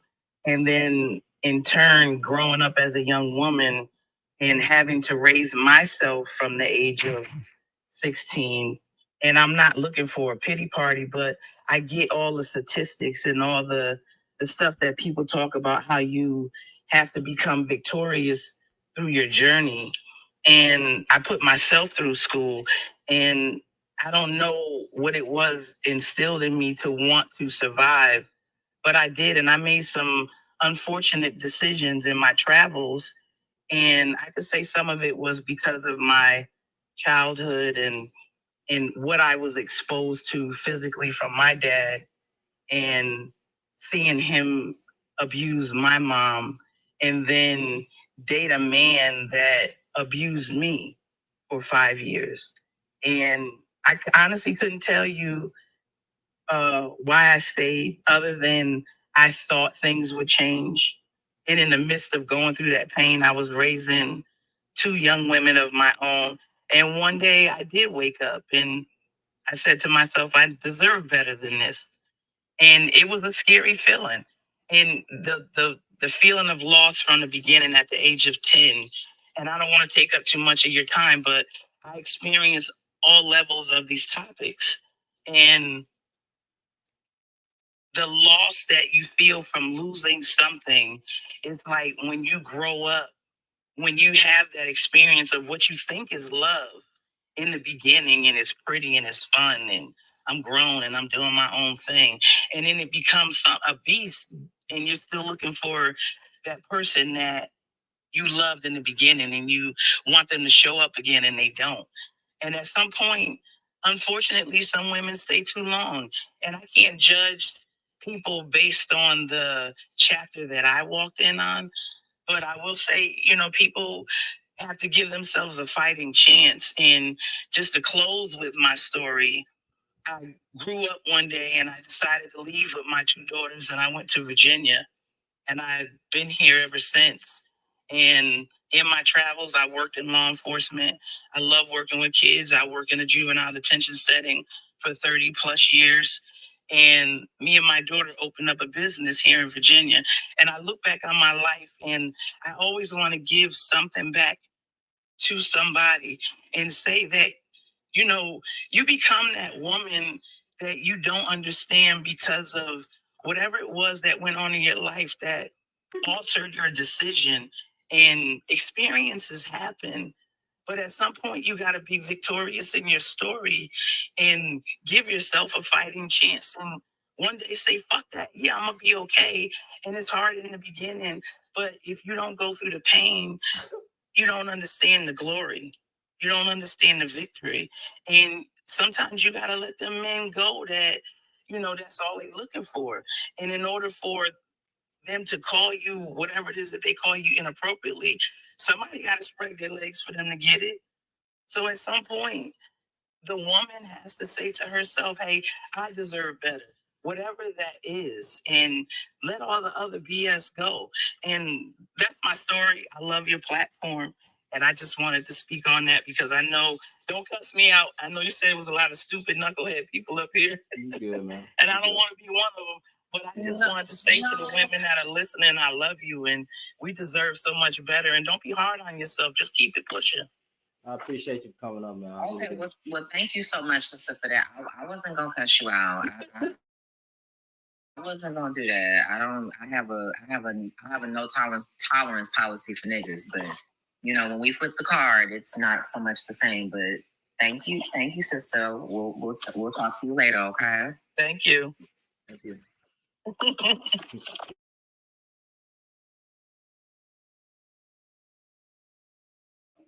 What was I? Trump. You think they're gonna? I think he's gonna lose now. I think I changed my position. You think who gonna lose? I think Trump gonna lose. I think Trump gonna lose. I think he might lose. Look. I think he might lose. Please don't get him started. Please. No. See, hold on. Wait. Please do not get him started. No, we gonna get it. Let's get it started up in here, okay? I think he might just lose.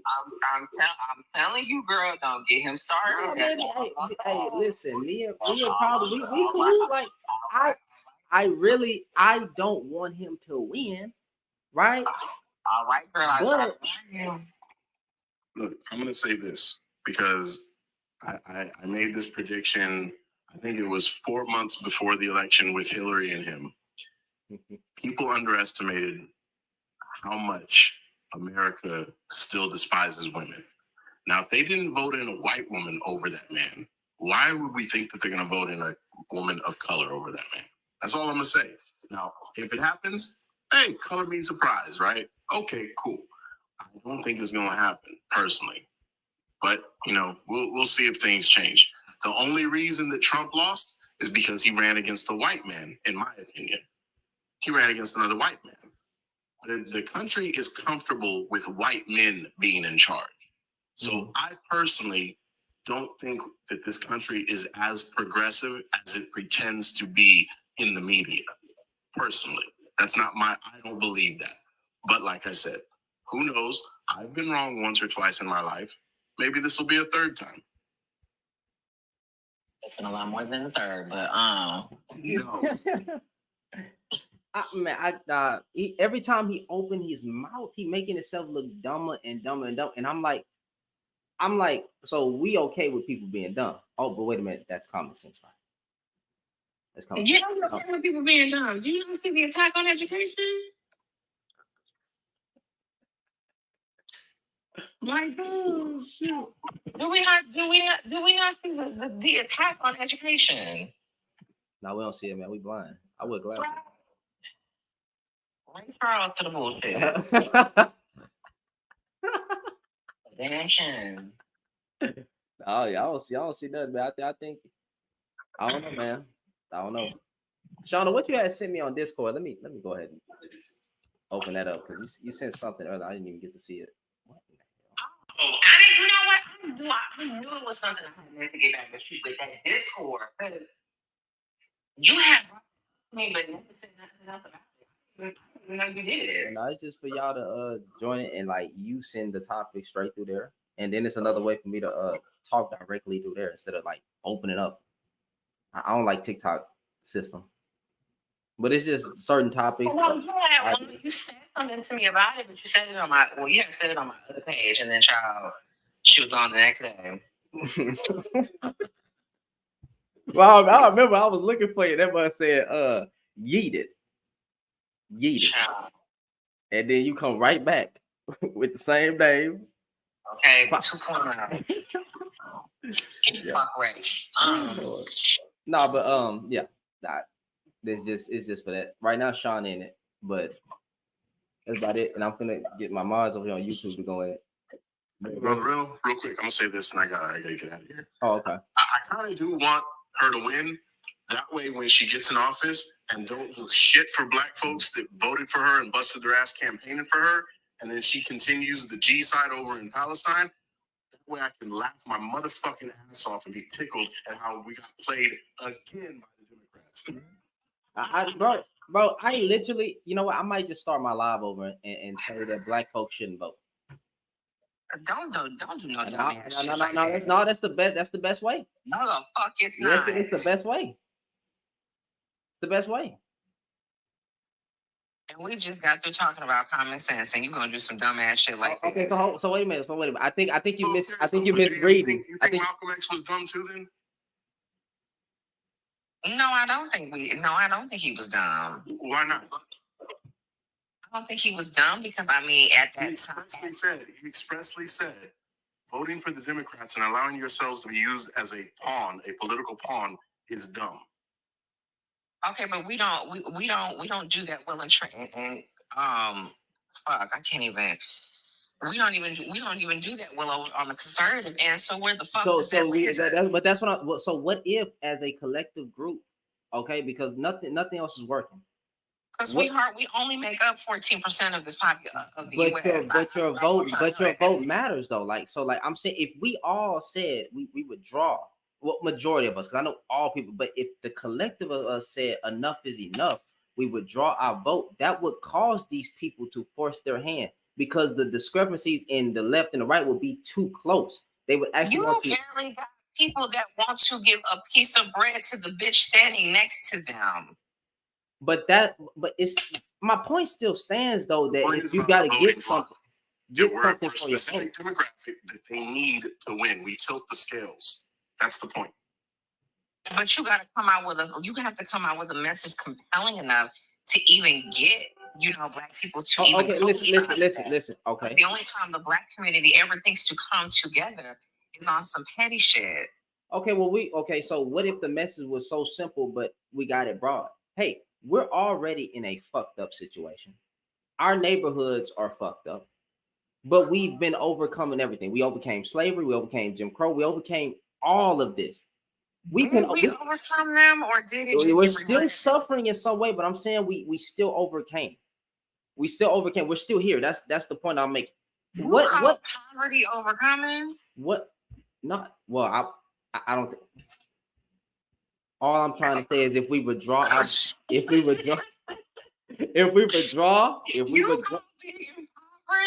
still. But I think. But hold on. But give me a second. If you again, call the soup kitchen overcoming? What is 4 more years? What is 4 more years? What is 4 more years? Like we 4 more years. If we withdraw our vote this time around or next time, whenever black people come as a collective and say that, right? And we force their hand. What is we already suffering? We're gonna suffer under the Republicans or Democrats. So why not force their hand by saying enough is enough? You're not gonna use me for my vote. I want something for it. That's the same shit Ice Cube said. It's the same thing a lot of men have said, a lot of women have said. We're just voting because one side was, but we're not getting anything in return, no matter who the fuck it is. So why the fuck am I gonna keep going down to the polls and here? Because I don't want this person in or I don't want that person in, but none of them are doing shit for me. Why can't black folks be selfish for once in their fucking life? Be selfish. I don't give a damn. Well, I do care. I care about all American people now, but I care about my own. We can't even be united on reparations. You got coons arguing against freaking reparations. And there is your answer. As long as there is an Uncle Ruckus in the bunch. The collective. Either way, the scales can be tipped if the collective group of black people just say, you know what, we've already been through this. We gonna get something this time. We don't care who y'all put in office. If they're not doing anything for us, they don't get our vote. But yet we're telling people go out and vote. Just go out and vote. Go vote for Kamala. For what? What is she gonna do for us? Besides women's rights, right? Besides the right to yeet his fetus. Nothing. She's literally campaigning off, I'm not as bad as the other guy. That's what. But yet, oh my God, if she wins, oh hooray, first black woman. Yeah, that's beautiful. But what do you get? You get nothing. Well, if Michelle went up in there, bitch, that shit will go up. Bitch, we would all girls done, signed, and sealed. She don't have it's good. Bitch, I wish you would. I'm about to say she don't have that much political power. That's all I was saying. And she's still black. That's another aspect we're taking. No, Shay, my sister got pulled. Don't do that. No, she's still black, and they gonna do everything in their power to not let her do anything for blacks. I hate to say blacks like that, but y'all know what I mean. For black people. Oh, I see. Your let me guess. You got a black job. You like your black job. You like working at your black job. What you mean? I don't have a black job. Well, apparently, you're always referring to the blacks. We keep referring about black people. Hey man, descendants of goddamn slaves. Okay, that's what I'm referring to. How does me giving my vote benefit black folk? I mean, giving it to Kamala benefit black people, and then how does my vote benefit benefit black people if I give it to Trump? Where does it benefit us as a collective group? Well, I mean, I guess it benefits us if we look over the policies, if we look over the things that were set in place within I guess the rollout that she's trying to put in, and tapping her on her shoulder and saying, hey sister, you forgot about this, and you forgot this. Also, you kind of forgot this. So I mean, You'll be like, yeah, I don't give a fuck. Get back with me in 4 years when I'm running again. Why do y'all keep saying, like, Lane? I'm not fussing with you. I'm not fussing. You said Trump can change policies. No, he can't. The president can't just go in there and change it. Never mind. I think there's levels to this, and it's not gonna happen. Yeah, it still has to get passed. Never mind. But you talking about they can't change policy, sweetheart? Do you know no. She said Trump can change policy. Sweetheart, do you understand? Do you not understand the gravitas or the gravity of when they overturn Chevron deference? Who overturned that? The justices that were appointed by who? He can't just appoint them. They still have to get approved. Mm-hmm. Right? There's still a process. Even when he makes his selection, there is still another process. That's the point, is that there's more to it than just him. Yes, can he pick conservative judges? Sure. But they still have to go through a hearing, right? To get approved. Yeah, but at that point, once they're picked, I mean, we're already there. They've been picked. Like, I mean, it's like, and once they've been picked, I mean, it's like the rest of the process, easy peasy, lemon squeezy. And it's like, child, they were picked, the process was done, and boom, here we are. Okay. Now the shit has been overturned, and sweetheart, they're not. But here's the thing, right? Some of that was what's her name's fault, right? Ruth, whatever, because while Obama was still in office, or not Obama, I'm sorry, who was it? It was some. She was supposed to be done, but she refused to give up her seat so they could appoint someone new. And so what happened? The timing on it happened so that Trump was able to put somebody in her place. See, so that's sometimes the Democrats play stupid and don't want to give up seats and play politics, and they end up fucking it up. Yes, RBG. Okay, so I just, for once, I think as a collective we got to get more educated on how our Shannon, you keep saying the collective when some of the collective does not even look at other Black people as human beings. But I'm pretty sure, some of the collective, but I'm speaking to the collective that do.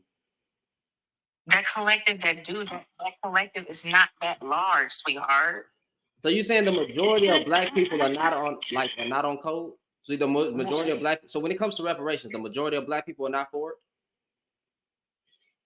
I mean, the majority that are for it are loud enough to where they can be heard. Yeah, I mean, okay, that's the minority though. So we would assume that that's the minority. Yeah, I mean, at that point, but then, I mean, when, like I said, within that mix-up, you don't know. Like I said, all it takes is 1, 2, maybe 3 Uncle Ruckuses in that thing, and like the whole thing topples over. I don't think that 3 Uncle Ruckus would stop a movement of black, like 3 Uncle Ruckus all saying don't do this, but when the collective group is like, nah, we still don't vote. I just don't understand. For so long we're voting either way, and it's not doing anything for you at all. So why do we keep voting? What's the end game? Just keep giving them our votes, give them this, give it. There are. I don't know if I want to say this, but you're finna become politically extinct. I hope you know, as black, you're finna become politically extinct. No, baby, you are. Literally, as a collective group, you're gonna become politically extinct, especially when all the foreign people are moving in too. That your vote ain't gonna matter. It doesn't matter, and you never got anything for your vote, nothing. And we're gonna be politically dead as a collective group. No power, none. You don't even have no power. Now you're gonna be politically below the barrel, and we just keep giving it to them. Go ahead. Can I say something really quickly? My bad. I don't know what happened is problematic. But, and hey, Shannon, hey, Alfonso. But Vanity, my girl, something that public safety is up here, you know, the appointing of the judges, like whether Ruth Bader Ginsburg retired or whether she held up until the end, which is what she did, that wouldn't have made a difference because for the simple fact that Obama needed the House and the Senate to approve his judges. And what happened is when he picked Merrick Garland for the Supreme Court, because it was a majority of Republicans in the Senate, Mitch McConnell in particular, were not appointing another judge until we have a new president. So whether Ruth Bader Ginsburg had given up her seat or not, the judge that Obama picked was not going to get passed because the Senate was majority Republican, and he was adamant they weren't going to approve his judges. So it's important to vote because but not just for the presidency. It's important to vote because if you're going to vote for a president because you think the president is going to be able to enable all these policies, you also have to help the president and give them the House and the Senate vote for in your state, vote for the governors, the Senate, the House of Representatives. You have to vote for them in your own area for things to get done. If you're gonna say no, there's no point in voting and sit back and then expect something to be done, you're letting them control your livelihood. What I'm saying is your vote is your voice. You get something for your vote. I don't think the message should be go out and vote. My ancestors fought so I could have the right to vote, not so that I should vote. I don't have to vote. I have the right to do it. That's my right, and it's also my right to not do it as well. So when I'm saying don't vote, I'm not trying to say don't vote, but hey, let's go down and talk to these people. Who is aligned with the Black agenda? What is the Black agenda? What are you going to do for Black people? And if you're not doing anything for Black people, if you're not on code for Black people, if you're not trying to do anything for a specific group of people that nothing has never been done for, right? Especially there's no rights that have been wronged. The farmers just got their reparations, but as the FBA, Foundation of Black Americans, you don't have to use the word, but descendants of slaves, right? That, who's doing anything for that? What are you going to do about our neighborhoods? What are you going to do about the laws that you put in place to have us subjugated the way we are? Where are you going to right these wrongs at? So if they're not on code with the Black agenda, our Black agenda, then why should I just vote? These people need to have something written on paper. This is what I'm going to try to do. This is what we're going to do. And if they're not going to do anything, then we don't vote. What am I going to give you my vote for if you're not doing anything for my group of people? Every other race can go up and say, we need this done. Every other race. But when it comes to black folks, just vote. I'm not even getting anything for it. But yet, hey, go out. No, we need something for our vote. And if it's any time to demand something for your vote, that now would be the time. But honestly, Ken, the thing is this. Is you can't say, what am I getting for my vote? What are you going to do for Black people? And simultaneously say, if I don't know what you're going to do for Black people, I'm not going to vote, because you know the majority of people don't want anything to happen for Black folks. So if you're saying, unless some candidate tells me specifically they're going to do something for Black people, you're letting people that want to take away rights from Black people vote the people in. That's not what I'm saying. No, we need to go. I said we need to go down there and say, what are you going to do for Black people? Or we come down as a collective group of people with our demands as a community in each of our own neighborhoods. So, we can vote down to the local and then all of that. But we have to go down and demand something for it. Hey, why should you get another 4 years as mayor or 2, whatever? Why should you get another? Why should you win the next re-election? What can you do for us? Or we come down with a list of demands. I get what you're saying. Sam, but this is the thing: is when you say it like that, people usually say it. If they're not telling me specifically what they're going to do for Black people, specifically to help Black people and Black people only, specifically, I'm not going to vote for you. Which in turn means that the people that don't want Black people to have anything are likely to get elected, and then we lose benefits and rights. Okay, so they all don't want the majority of. Do we think that the majority of Caucasians care for Black folks anyway? They're the ones that be running. We know they don't, so that's more reason to. But your vote, yeah, somebody that cares, right? So if we have a person running for mayor, presidency, bro, that's a line, or we get that person that's well educated in that position, yeah, they will be deserving of the vote. But what I'm trying to say is that our vote has always mattered. Your vote tips the scale. Your votes win. Your vote wins.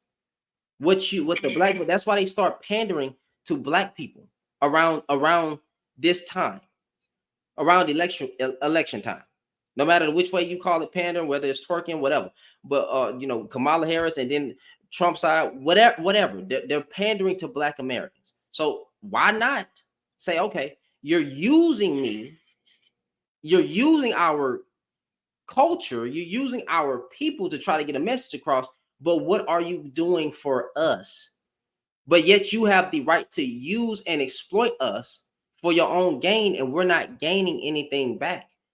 Why should I'm still not understanding, why should I then still hand you my vote when you haven't even gave me anything that you're going to try to do for Black folks, but you're using me for my vote?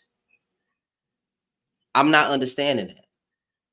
And it's been years. Well, they can't do anything for Black folks if we're only voting for a particular person, and we're not giving them the support by voting in the House and voting in the Senate of the people that will support the president. If we're not doing that, we can't expect anything to be done. I think you're saying the same exact thing that I'm saying. I'm speaking on every level.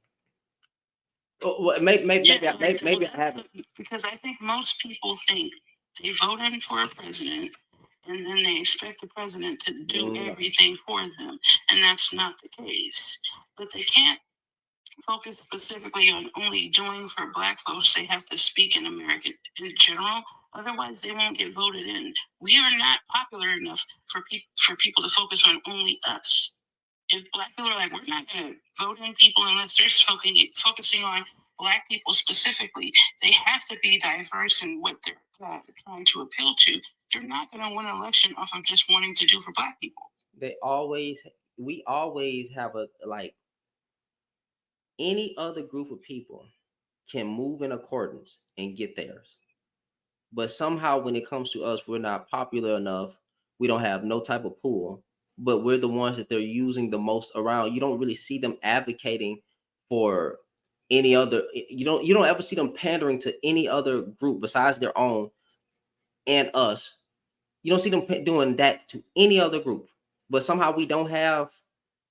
We're not just important. They know our vote is important, which is why they want it. We need people that we need people that you can't expect a candidate. You can't expect a candidate to focus solely on I'm going to do this for Black people and Black people only. They won't win an election that way.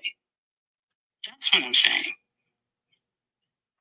They can very well do for Black people, but if as Black people, we should, not expect them to put that out there because we want them to win, right? I guaranteed if Black folks as a collective stop voting, unless we were looking for somebody and nobody was aligned with our community goals, right? They would then start making it a priority. But when a person knows that no, that's just going to take that. No, I disagree with that because that's just going to take rights away from Black people. They don't give a damn about us. What rights? The right to vote, the right to go to any place we want to go to. They're already trying to roll back civil rights. So which side? So are we saying that we need to just vote? So right now, because of Project 25 and what's going on over there, we need to just vote Democrat because Black folks are going to have their rights taken away. So we got. So we should let the other party win and let our rights be taken away. What does that solve? I don't believe that our rights as a collective group is going to be taken away. Now, if we're going to talk about certain things that should not be passed, like fucking stop and frisk, that's dumb, right? I get that, but again, Trump wants immunity. But that's not literally that. Yeah, that's dumb, right? That's dumb, but that's not taking away rights from me. This is taking away your right to walk the street and live your life. A cop can walk up to you. You walk into work. A cop can analyze you, and he has complete immunity, even though he's wrong, even though you did nothing wrong. That's taking away your rights. That's absolutely taking away your rights. So again, keep voting Democrat to keep the Republicans out of office, but never. It's not about voting just specifically Democrat. It's about voting for your best interest. If there is a party that's in the running right now that are trying to roll back rights, they've already succeeded in a lot of ways in rolling back rights. Oh my gosh! Affirmative action is now gone. So we getting bare minimum treatment, but I gotta keep voting a certain way, right? I gotta keep voting a certain way, but still nothing's that because they're my best interest. I'm not saying I'm not telling nobody not to vote. I just think that it would be in a time like this, or in a time it could be later down the line, that eventually you're going to have to come together as a group of Black folks and say enough is enough because nothing is getting done for you. What? Nothing's there's nothing. Nothing's going to be done from you for not voting. If you're not going to use your voice, then nothing more is going to be done for you. In fact, the rights will roll back. You saying that to not vote at all because they're not adhering to your demands is not helpful. But I don't think I was saying it. I'm saying to not just willingly give your vote away. Make them earn it. I agree with that. Because the Democrats they're not earning my vote.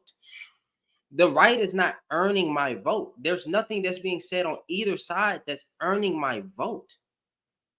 But do you understand that the party, the right, that wants to roll back your rights, you saying, unless this Democrat is going to say, hey, I'm going to do this specifically for you, in particular, just specifically you, not disregarding all other Americans, unless I do this specifically for you, I'm not going to vote for you. You know, that's an automatic vote. Every other race has that type of pull. Every other race can say, what are you going to do for us? Every other race has had a wrongdoing by America, right? Has gotten that reparation or a sort of reparation. But as Black folks, we can't literally say, hey, it's time for us. But because of this rhetoric that I'm going to give cops their immunity. I'm going to fearmonger you into every, black person that walking down the street, he could lose his life. Stop and frisk, all this stuff.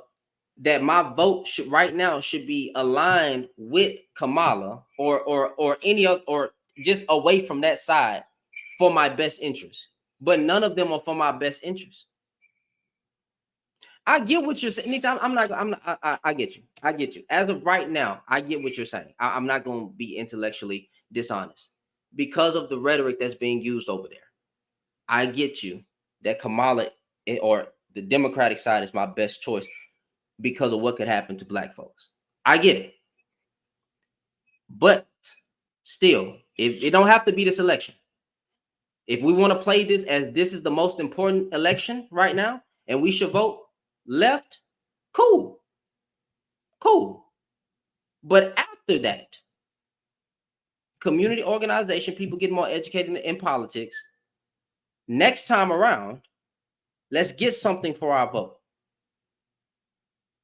Next time around, let's make it a mission that black folks get theirs. Because every other race of people can do it, and they can do it without any hesitation. Let something happen to these Asians out here. I guarantee that they moving and marching as a collective group. Be like, that's not gonna happen. They gonna force the government to put out an anti-Asian hate bill, all of that. But we can't. But I get what you're saying. Like I said, I'm not gonna be intellectually dishonest. I don't want to do that. I'm tired. I agree with you, bro. I agree with you, bro. Like, but this is the thing, though. Like, for instance, like a good example would be this whole Palestine and Israel discourse that's been going on, right? Mm-hmm. That black folks have somehow gotten wrapped up in, right? The fact that there are, and I wouldn't say all, because there are some Palestinians that have been saying that these particular Palestinians that are spewing this rhetoric are wrong.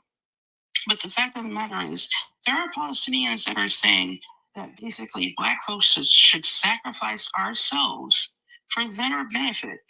Don't fight for Kamala Harris because she is pro-Palestine. She's pro-Israel, is what they're saying. So don't vote for her because she doesn't give a dang about us Palestinians.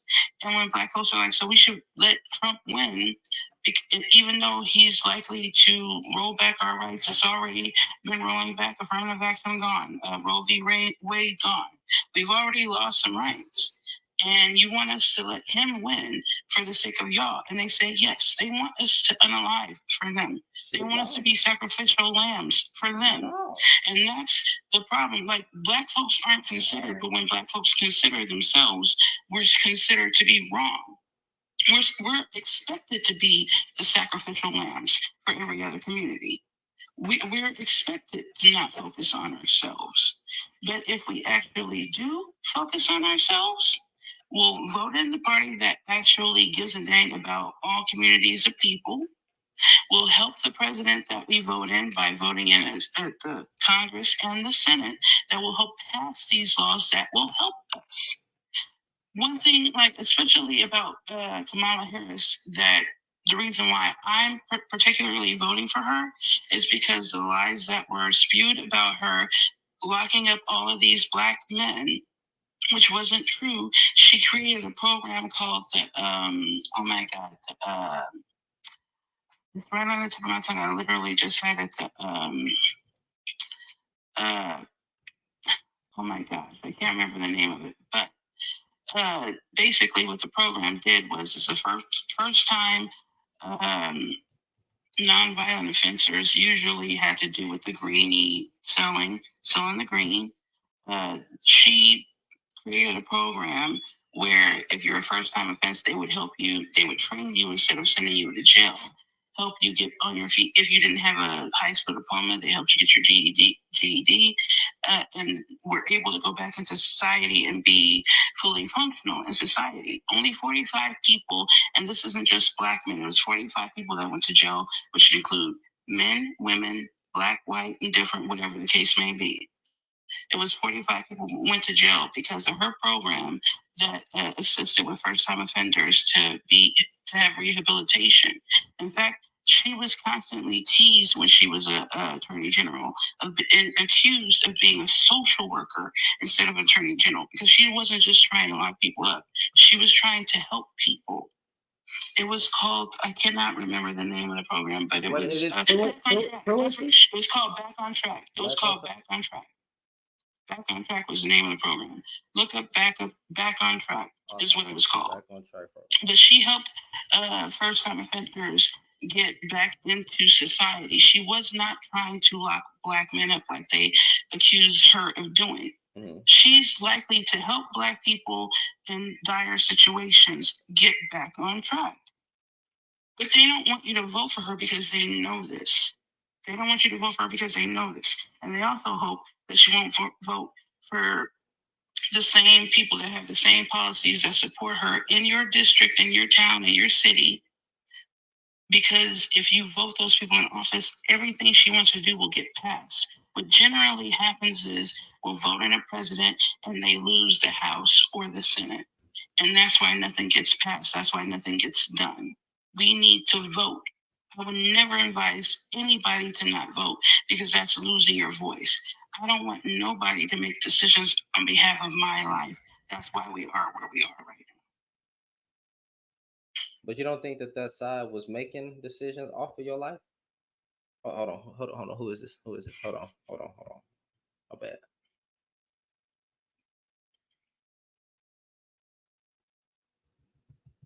Hey, man. Yes, sir. Or ma'am. Hello? Hello?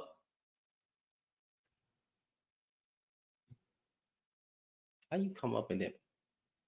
Hello? What kind of shit? His name was Elmer. That was the person's name was Elmer. I was like, oh my God. Only Elmer I've ever seen was Elmer Fudge, and geez, I've never seen that name, Elmer, on here before. I get what you say. I go out and vote. I still just, I'm standing. I think we both have to agree to disagree. I'm just standing that eventually Black people have to start trying to pull some weight and saying, I'm not, what do you, well, I ain't gonna say I'm not, but we doing something for us. Like, you want to get Kamala in the office, cool, right? But these next 4 years, let's have some discussions about trying to unify Black people as a collective group, and let's get something next time around for our vote instead of just voting for her. Because if we put her in, she's not gonna be able to probably get nothing passed. Maybe, hopefully, we can switch some people around, but I find that very hard to believe. Think of it this way, Shannon. The fact that Charleston White said he would rather go back into slavery than to see a Black woman be president. We have Black folks that are willing to throw Black folks under the bus so that a Black woman is not in power, whether she helped us or not. That's not the case. Listen, I'm not. And I'll be damned if I'm gonna to ride for the Black community. I'm not gonna be subjugated to ride for the Black community. I'm not. So I did a video on that. I thought that was very coon talk. That was dumb, and I think he could have went about trying to prove a point better than how he did it, because Charleston White was proving a point, and not with just that, just a whole bunch of stupid stuff he said. And I just hate the attention craving men. Charleston White say stupid stuff because he say when he really speaking that good and really out here in these conventions and trying to do stuff for people, y'all don't listen to him. But as soon as he say something off the wall and crazy, now y'all want to listen to him. But that's still dumb. That was dumb. And I called him out on it because there's certain things that you don't have to, like, don't say. That's dumb. And that's a diss to the people who were actually slaves. You don't try to get a message across by saying something as toxic as that. And you know what? You Black men who never called him out, you're fucking trash. Sorry for cursing YouTube, bro. Please forgive me. And TikTok. You're trash. Because it's not that serious, bro. Yeah, the most wildest statements are going to get the most push because people are toxic. Drama gets the push. Controversy gets the push. But also, Shannon, a lot of the red pill, black pill, manosphere community, they don't want Kamala, to win for the simple fact that they think if Trump wins, that they can put black women in their place. They are willing to be subjugated themselves as long as they can put their boots on the necks of black women. And I'm not voting for that. I'm not going to think about the collective of the black community while the collective of the black community, half of our counterparts, are wishing to continue to have their boots on my neck. I'm not voting for that. But I get what you're saying, but it feel like, I don't like using talking points like this, but the Democrats have had their foot on black people, period. And it's not, but it's not, I'm not even trying to make this fuck it. White folks, a party full of both sides, majority white folks have had their foot on black people's necks, period. So again, I agree. I understand what you're saying. I just believe that these are two sides to the same freaking coin. And that when you want, and then when you want something done, you have to be on code. So what's going to happen is black folk, the collective, I don't even believe half of the majority. I don't believe the majority of black men and black women hate each other. I don't believe that. And I do believe that the majority of black men and black women are on code when it comes to such talks as redlining, when it comes to such talks as reparation, when it comes to much talks that the harm that was done to us by certain laws and a people that's never been addressed for the harm that was caused to them, right? And that this is why the neighborhoods were messed up, because it was at the hands of Caucasians, mostly to blame, right? That has to be addressed. I do believe majority of black people are on that same wavelength. I don't believe majority of black people are saying, oh, fucking black women keep their foot on the black woman's neck, or the black woman is just, fucking black men are trash. I don't believe that. I believe the collective is on code. But there's just these people with these big platforms and they're just the loudest voices. And then if you notice, like Anton Daniels, not even FBA. I don't think foundational black Americans are not on code. I really don't. Okay, but I don't disagree with you, Shannon. Let me ask you this. Do you think that if black people as a collective were to just not vote unless our demands were met, do you think that would be beneficial to us? Yes. I disagree with that. Because you know what's going to happen? When we take our voice away, then people are able to do whatever they want with us. They can do whatever they want with us, law by law. What if the collective group of black folks took their voice away, right? Took their vote away, right? And the Democrats still won. You know what that would cause? It would cause okay, what actually happened here? The discrepancies in the win, how they lost. Hey, what happened? Well, the black turnout was obsolete. It was obsolete. Because you take away your vote does not mean you take away your voice. You can take away your vote, but y'all can be called. Your vote is your voice. The vote is not just my voice. We have the vote. My vote is not just my voice. There's platforms that are our voice. There's media outreach that are our voice. Hey, why do you think black folks didn't really have a high vote turnout? The news didn't really have a high vote turnout. Well, because we all on code, man. When we tired of voting for two parties that don't do shit for us. That type of push, powerful. Respectfully, Shannon, that's just yapping. Yapping and complaining. They're gonna go into here go the black people playing victims again. Our voice is our vote. You want that vote? You want that vote? It's the only control that we have over what can possibly happen with us. You want that vote, right? We decide Well, if we can decide to not vote and we don't use our voice to put in candidates that at least have our best interests at heart, regardless to if they have the policies exactly the way we want them to be, if they have our best interests at heart, we should be voting But for those Nisha, that people. was Choose, my first statement before you asked me the question. Do I think that not voting is beneficial? I answered your question, yes. But the first way I started off was saying, hey, do not vote unless you're getting something for it. How do you get something for it? By voting for people, right? Or how about this? Let's reframe it. Don't blindly vote. Is that better? I agree with that. Don't blindly vote. I agree with that. So we'll put it like this: don't blindly vote, right? Don't ignorantly vote this time around, or well, actually not this time around, because whatever. But next time around, can we put more of a conversations on an education on certain people? Do we start looking at the goddamn independents? I'm serious. Some of the independents be talking cool. Now I'm just saying. Do we start maybe looking at some of the people? How do we force their hand?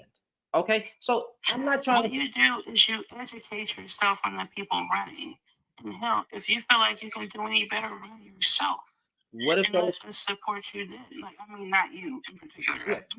I'm not saying you. I'm not. I'm just saying. I'm not. I'm not. I wouldn't make it. That feels like they have the policies, they have a plan that can work for us as a community. Run for office, and I would be happy to, support your campaign. I would be happy to vote for you. But until that happens, we have to deal with what we have, and I'm not willing to not vote simply off of my basic demands not being met when I want to keep the rights that I currently have. Okay. I'm not trying to go into a Handmaid's Tale type of authoritarian dictatorship. I don't want to go into that. I just seriously believe that the way the government is set up, that this won't turn into a dictatorship when actually looking at it. But I get what y'all are saying because of the rhetoric and the Project 2025 and everything. I really don't think a lot of this. I could be wrong. I'm just saying, but I get what you're saying. I won't say don't vote. However, don't blindly vote, because that's what a lot of us agree. But again, if now let's say you're doing research on some of these candidates, right? And none of them have black people interests. None of them share for. Now you're gonna have to try to convince them to care. And if they don't want to get on code, because a lot of them the majority of those people that be running don't give a fuck about the black community. So like, am I still then saying vote? But the thing is, Shannon, if black people were supporting candidates that support black people, if black people were uplifting candidates that are all about supporting black people, this wouldn't be a discussion. But Nisha, that's where are those completely out of the equation? It's still expecting something to happen. Where are those doesn't make any sense. But that's what my question was regarded to. Like, a lot of these candidates, or the majority of these candidates, do not give a damn about black folks, and then the ones that do are far in between. Now, if there was more options, greater options, yeah, greater number, yeah, I agree with you. But when the majority of the people that be running in these spaces don't care, how then does my vote look? Well, then how do you expect the people that do care to end up in that space? Well, but I'm saying if they're not in the space to begin with. But how do you expect them to become in that space? How do you expect them to end up in that space? The ones who don't care, or the ones who do? Which one? The ones who do care, the ones that you say aren't there, that do care. Well, how do you expect them to end up in that space? Where are they at? If you, I'm sure they're not being supported. They're not being supported. Where are they at? If I don't know where they're at. Shirley Chisholm was one of the first black women to run for office, and she was all about black liberation. Who? And you know who her biggest opposer? Shirley Chisholm. Look up the first black woman to run for president. She was all about Black liberation. And you know who her biggest opposers were? Don't say black people. Black men. Oh, it was Black men, actually, yeah, but still Black people. It was Black people that were her biggest opposers.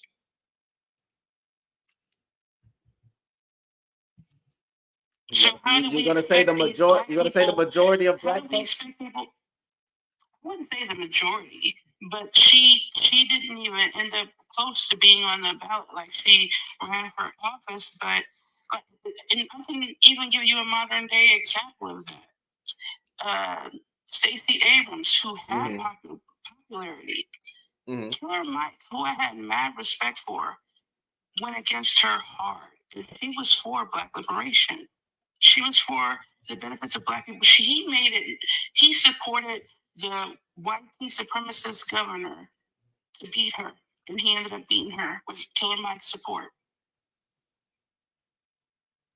Black people don't support the Black people that are actually trying to help Black people, especially if they're Black women. Well, I guess that's just going to have to change.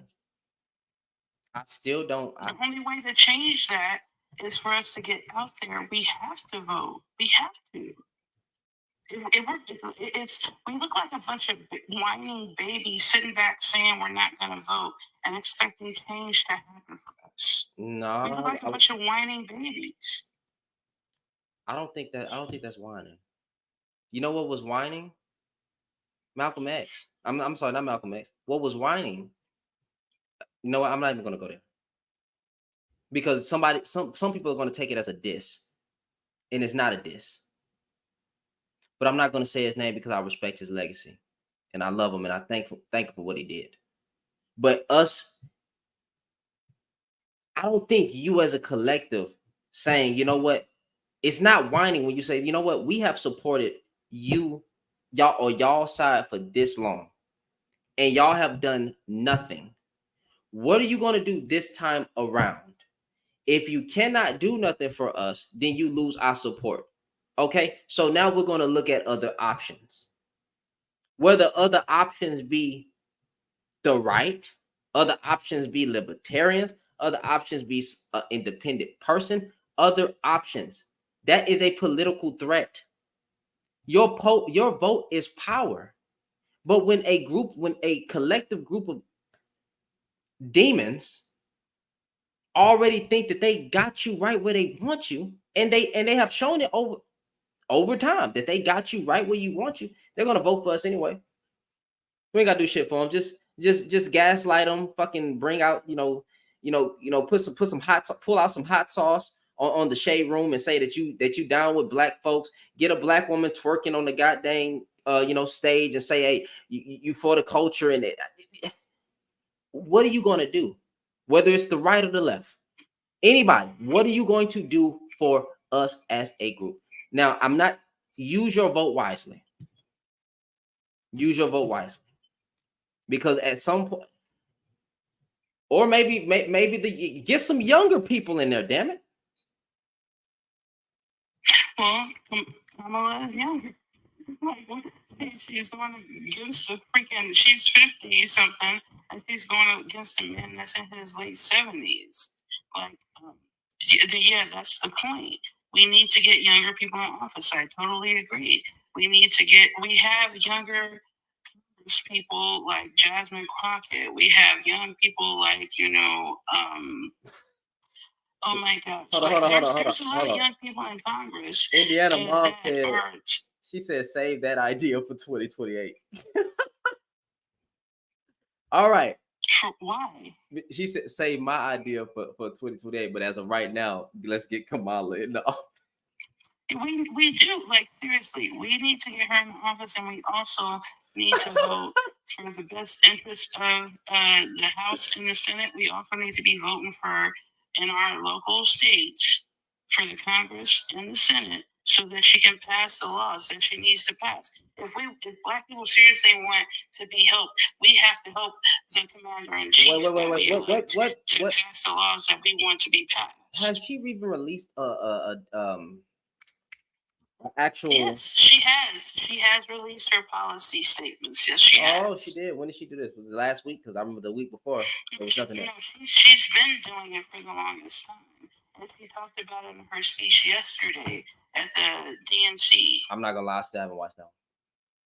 I still haven't watched it. What's that word? Like it was a lot going on. But also, like her vice president, Tim Walsh, he was the governor of I think Minnesota, either Minnesota or Michigan, something like that. But he made it so there was free lunches for school kids, free breakfast and lunch for all school kids. He's done so many great things that benefited not only all communities but Black people as well, which is why she picked him as his running mate, and it's been working for their state. It's been working for their state. That's why she chose him as vice president. Like, we need people that are going to have policies that actually benefit the disenfranchised. That's what we need. I see two things. I wouldn't even say that Black people are disenfranchised. We're a part of the disenfranchised community. We should want to vote in people that care about the disenfranchised, that care about the middle class. We should care about those people, the politics that are going to support those people. So, we should not be like, oh, we're not going to vote at all so that the politicians can get elected to make the rich get richer. We shouldn't want that. But that's not why that's not the way I'm trying to spin it though. I'm really trying to spin it like, let's get something for our vote. That's all I'm trying to say, without saying that, hey, don't go out and do it, but get something for it, make them earn it.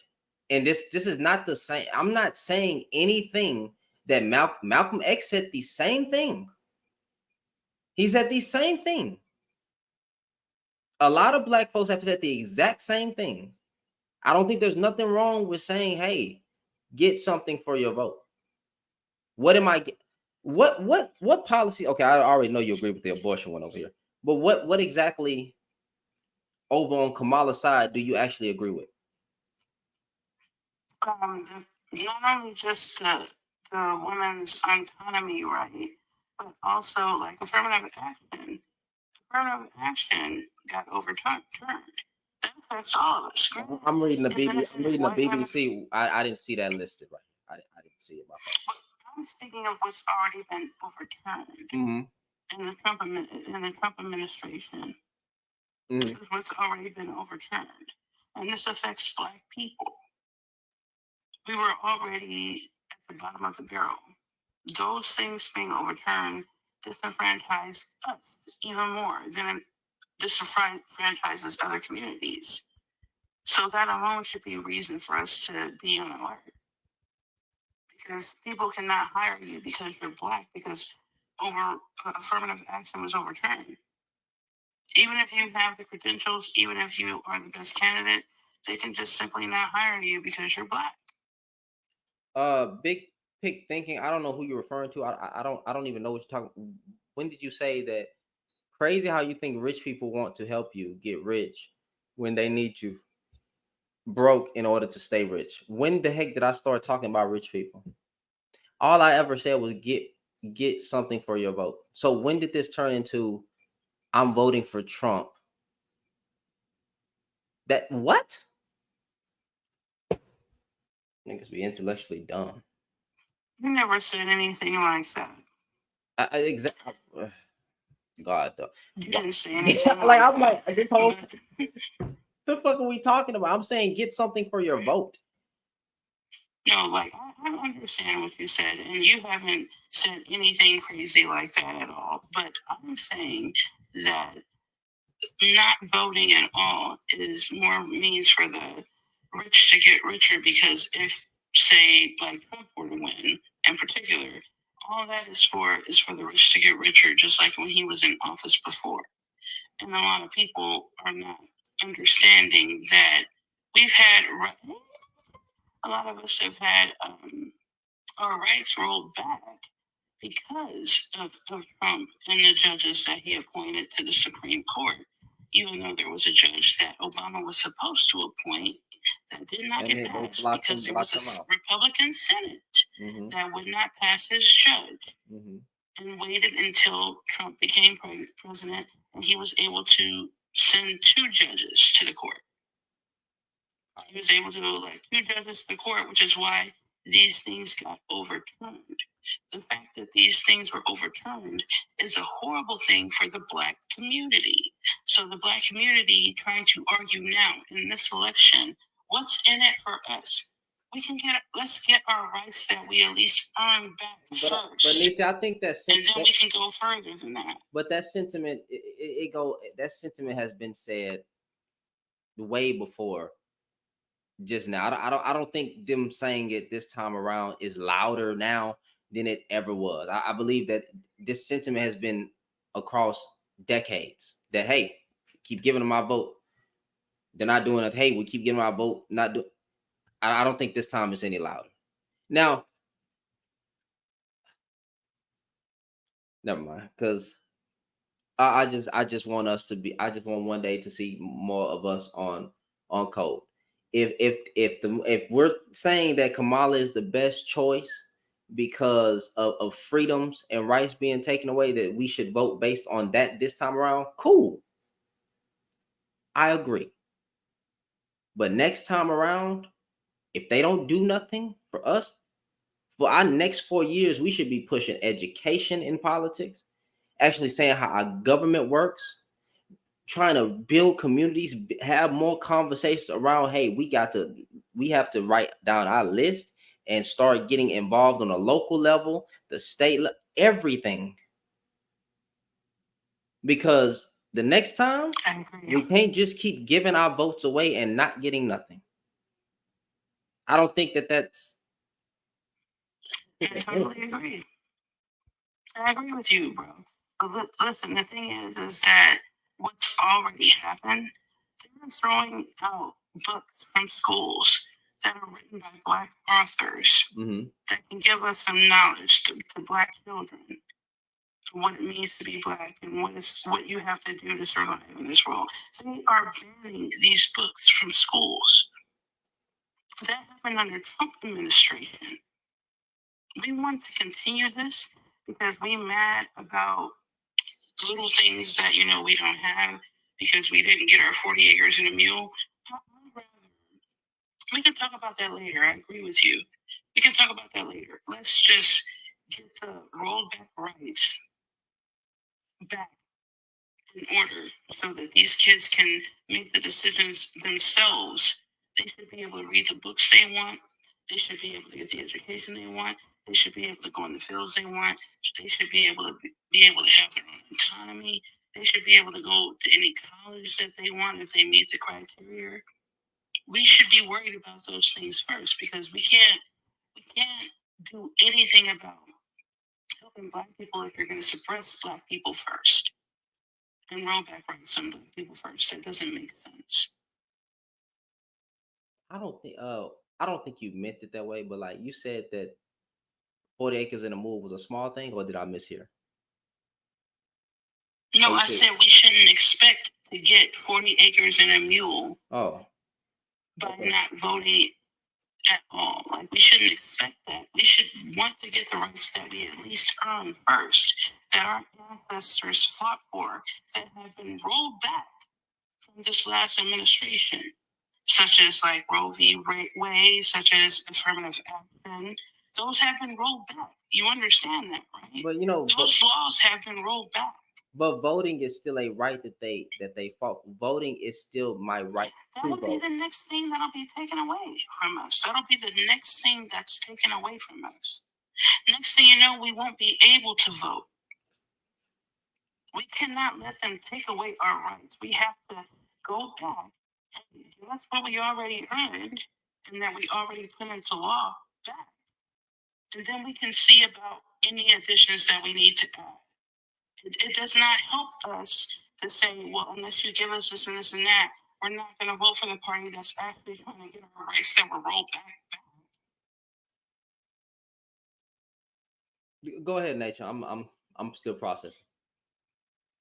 Fair enough. Oh, the conversation. Go ahead with y'all bad selves. I'm not gonna hold you, Miss Harris. Miss maybe President Harris.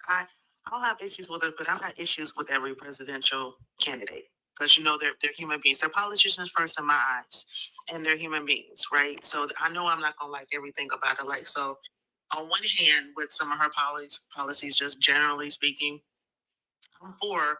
Of all the things she hasn't, paid leave. She wants paid family leave for individual families, and everybody's always fussing about, the nuclear family, what it was. We need to bring back the family. We need to.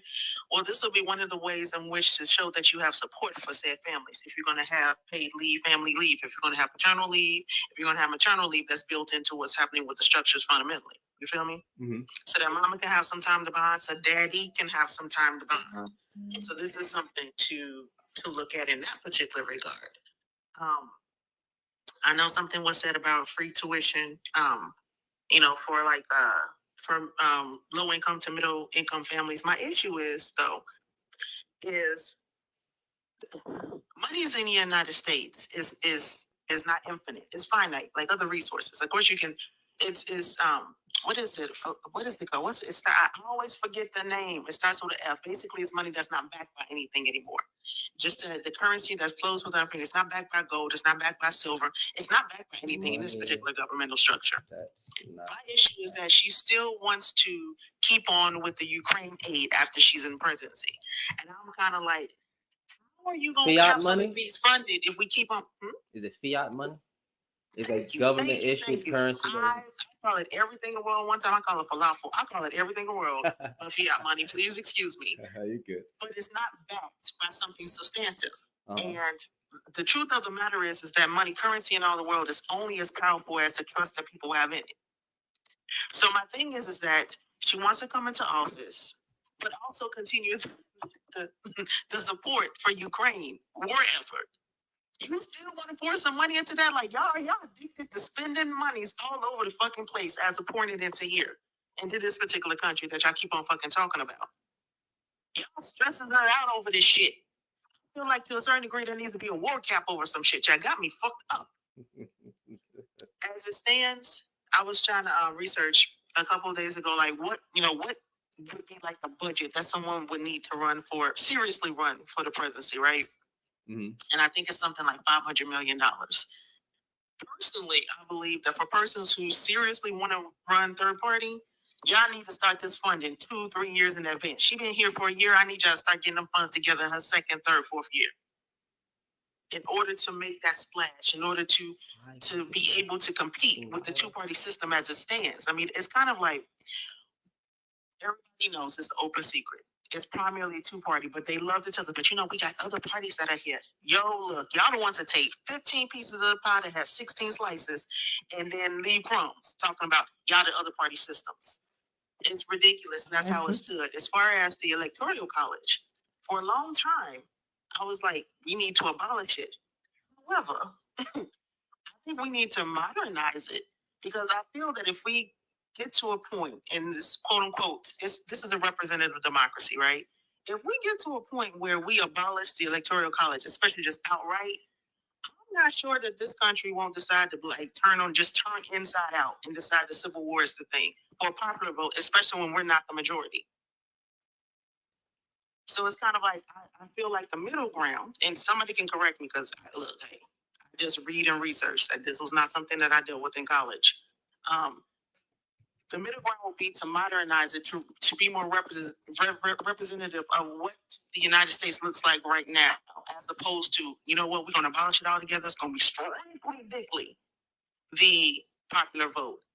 And considering what the majority makeup is, and how we got some people that like to storm buildings, try to take people hostage and shit.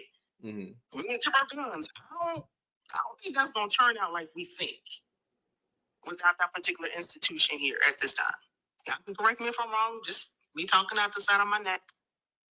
The thing about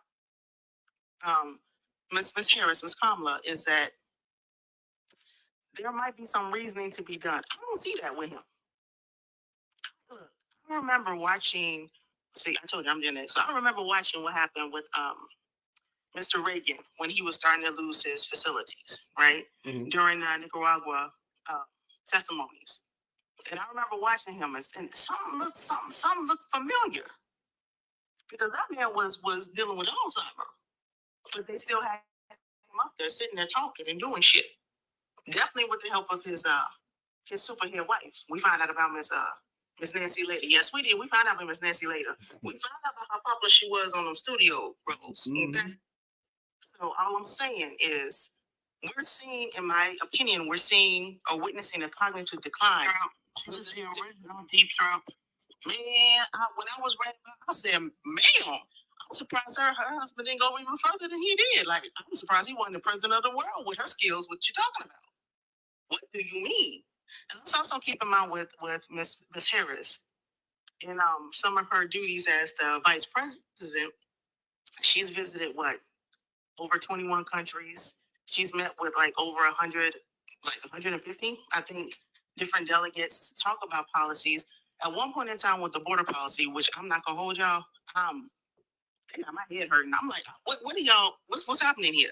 One of the things she's done is travel to some of the countries where allegedly we have the greater numbers of persons who are trying to immigrate here, right? And talk to them about what can we do in your country so that the United States seems less palatable. And that, I'm looking at the countries here I'm looking at the companies here in our country that can donate and create this fund for you. And I'm looking here like, I feel we've done this shit before and it's been unsuccessful. I feel that we've thrown money at, or we've invested money so that we can at some point in time install our own persons there to run some like a phantom government there. And it turns out a certain way. Didn't we try this with Cuba? So wait a minute. Didn't they turn around and take out the persons that we tried to install in Cuba because we wanted to have some funds in there, but wanted to take over? We're doing that? It says she raised about $3 billion largely for private companies to invest in communities in the region, hoping in the regions of the persons who are coming here, from what I understand. Yeah. Right? Yeah. So then when she wants to boast that, what I'm saying is that one of the things, and I'm not going to say she's not sincere in that, I'm just saying that one of the things, unfortunately, that the U.S. has been known for, and this is just talking to other persons who do not reside in the United States. They're, some of their perspectives outside of us is that you don't take money from the U.S. because it is never given. It is never truly given. It's always got strings attached, and usually those strings attached are persons who are willing to be on their payroll. So you end up with governmental officials or a whole ass government that is subsidized by the U.S., making them a puppet entity. You feel me? This isn't new. What's happening here? One of the things that the USA is also known for is purposely destabilizing someone's economy, especially if we owe them debt. So essentially, we can buy back the debt, pennies on the dollar, and still have a foot in an encroachment in that region. We know for this shit. So it's just that of the two, it's kind of like, would you want somebody who actually is a politician, who stands up in it, is like, I'm going to do this, who's smart, who's extremely intelligent, who's wily in her shit? Or do you want somebody who's bumbling around talking about, I'm not a politician, I'm a businessman, and still acting as an idiot politician? Just, you see what I'm saying? Mm-hmm. As far as voting is concerned, with the electoral college, it makes a difference. I'm with you on this particular part of it, Shannon. I don't, in any way, shape, or form, I don't think that it should ever stop there or truly begin there. But having a voice as far as voting is concerned is to make sure that somebody doesn't forget you, and then we need to cause problems elsewhere. Because they listen, apparently, when Black people cause some problems some places. Mm-hmm. I don't think that we can be nice and concise about it if that's what you want to, but I don't know. I'm just looking here like if we're saying that Kamala is the best choice, I have no problem with that. I'm tired of, and I only been here for 28 years, so I know people older than me tired that voting a certain way and not getting anything, or not getting much, because I can't say anything, but not getting much is not. At what point do you say enough is enough? It might be now, because we have a whole different wave of persons who are turning 18 or who have turned 18. Mm-hmm. We got different sort of youth that's in here. This is, you know what I'm saying? This is not just us in this. This is not just my generation. It's not just the boomers. Let's be, some of the the silent generation, a lot of, I ain't gonna hold you, some silent generation, a lot have passed away, have died out. And we have some of the boomers that have come up on a slump. But we didn't have as many babies being born, but we still have a wave. I can look up the numbers, but we still have a wave of persons who are youthful, who are not for some of this shit. They look forward to what it means. That doesn't mean that they're uninformed, because again, there's a lot of things about what Miss Harris wants to do that I'm like, I don't like it. I also keep in mind that I'm not so truly intricately versed in what's going on with politics to understand the machinations that happens behind it. That I know what I'm seeing forward facing isn't everything that goes into it. You feel me? I understand that as far as politics work, you're gonna have to give to get, and the winner is the one who can get the most, as opposed to compromising the least. So I keep that in mind. I keep that in mind as far as whatever's been set up before she got here, what she may or may not have to keep in place, whether we like it or not, in order for things to seem more cohesive. She might and probably is running up against choices, or will run up against choices where it's bad, worse, and worser. Yes, I said worser. So I try to keep that in mind. I don't want a job. I don't know about you. I would never want her job. If you ever try to make me president, I'm gonna need $1 billion. What you mean $400,000? You have me fucked up. I will not be underpaid in that position. Oh no. No, child. I mean, I look good with white hair. Please don't understand me. I will look phenomenal with white hair. That being said, absolutely not. It's, I wouldn't want it. So. And then if she's like, y'all, actually, I don't like arguing about her color, but for the sake of the argument, well, actually, I could spin it this way. She'd be the first. Oh, can I say that? Person of color that would be sitting in that chair. Bro, she gonna be a target. Absolutely. I feel I'm not gonna speak anything. I hope not, but she gonna be a target, bro. They didn't even want Obama in there. Of course. So it's gonna be. Yeah, I'm gonna say to you, look at it this way. Obama got elected, and who got attacked the most? His wife. They called her a man. They called her Michael. They made up a story about her being originally born a man. And there was a dark-skinned black woman. All she did was try to love the people of America. I don't understand, like a woman who literally gave birth to 2 children. Y'all tried to say that that's a trans woman. That's crazy. I mean, that's crazy. But yeah, it's always I don't, and that's so dumb to me. Like, it's always a woman. Like, if a woman's next to, it's always the woman that gets attacked. Like, bro, your criticism should have never went past Obama. Michelle wasn't doing. Well, I didn't say she wasn't doing that, but she ain't the front line of this. But anyway, I ain't even trying to go out. Yeah, you're right, niece. You're right. Okay. Like I said, I pretty much. I'm tired. Can I be mean? I'm gonna be mean. I don't care. God, please forgive me.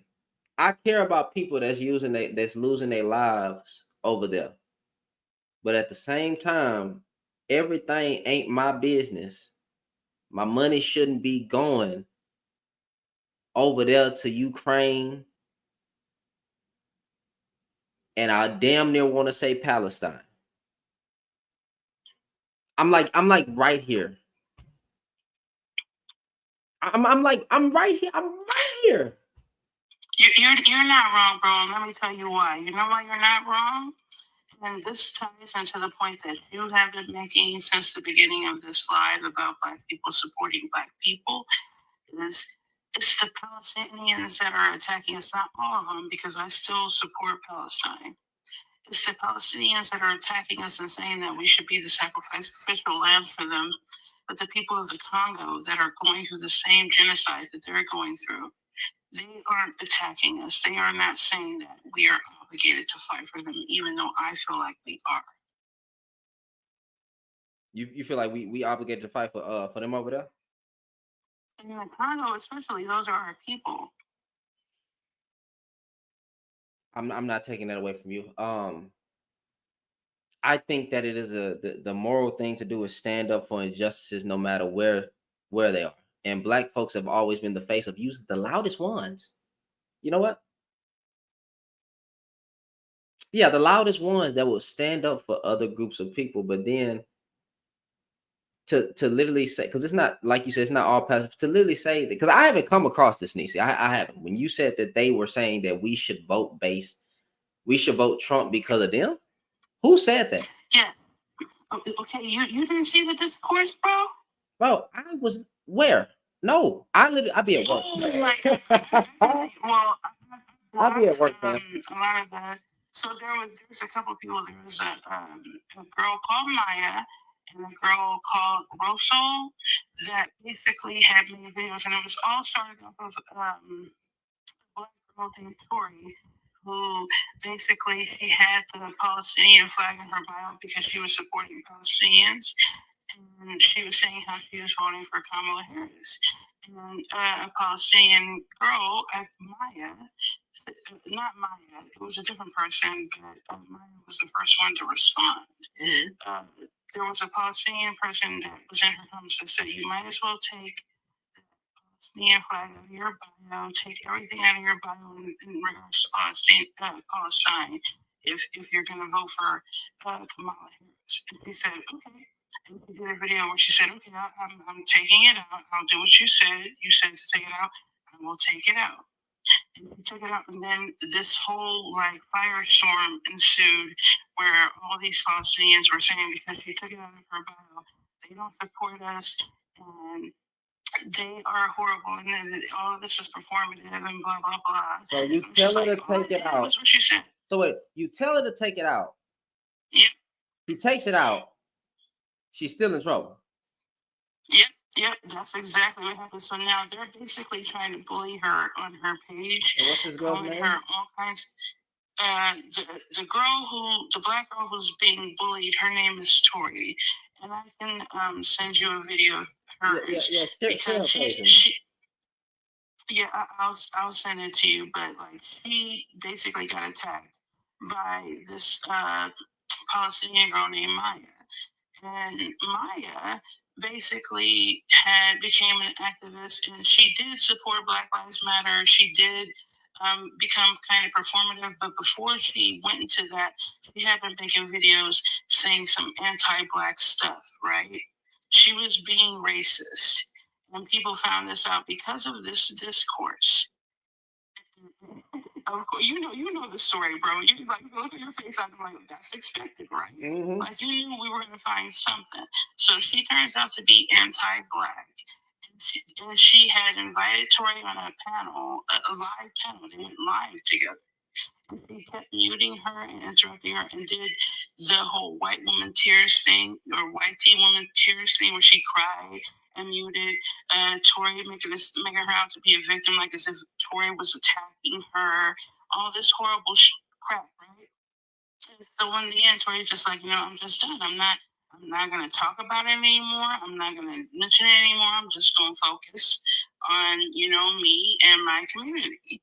And now she's constantly being attacked in her comments and her videos. They keep reporting her videos. She had to create a whole new page and everything because they were reporting her page, all for the simple fact that a Palestinian told her, take that out of your bio. She did exactly what they said, and now they're calling her racist towards Palestinians and completely trying to destroy her platform. So wait a minute. So I got a question. Wait a minute. Trump is pro-Israel. Kamala is pro-Israel. So what does it matter? Hold on. This is the thing. I'm confused. If Trump is pro-Israel, and now Kamala says that she's pro-Israel, from what I've heard. I didn't watch the video. I'm sorry, y'all forgive me. From what I've heard, right? Do it freaking matters who I vote for on this side? Okay, how is me voting for Trump, who is pro-Israel, or me voting for Kamala? What? Because now I'm confused. I mean, no, you haven't. I think she saw it as low hanging fruit. Exactly what it is. I think a lot of people. I just want to say one thing to Shannon really quickly, Nature, because my sis always cooks. She always cooks, and I will mute up for her any day. But honestly, this is the thing, Shannon.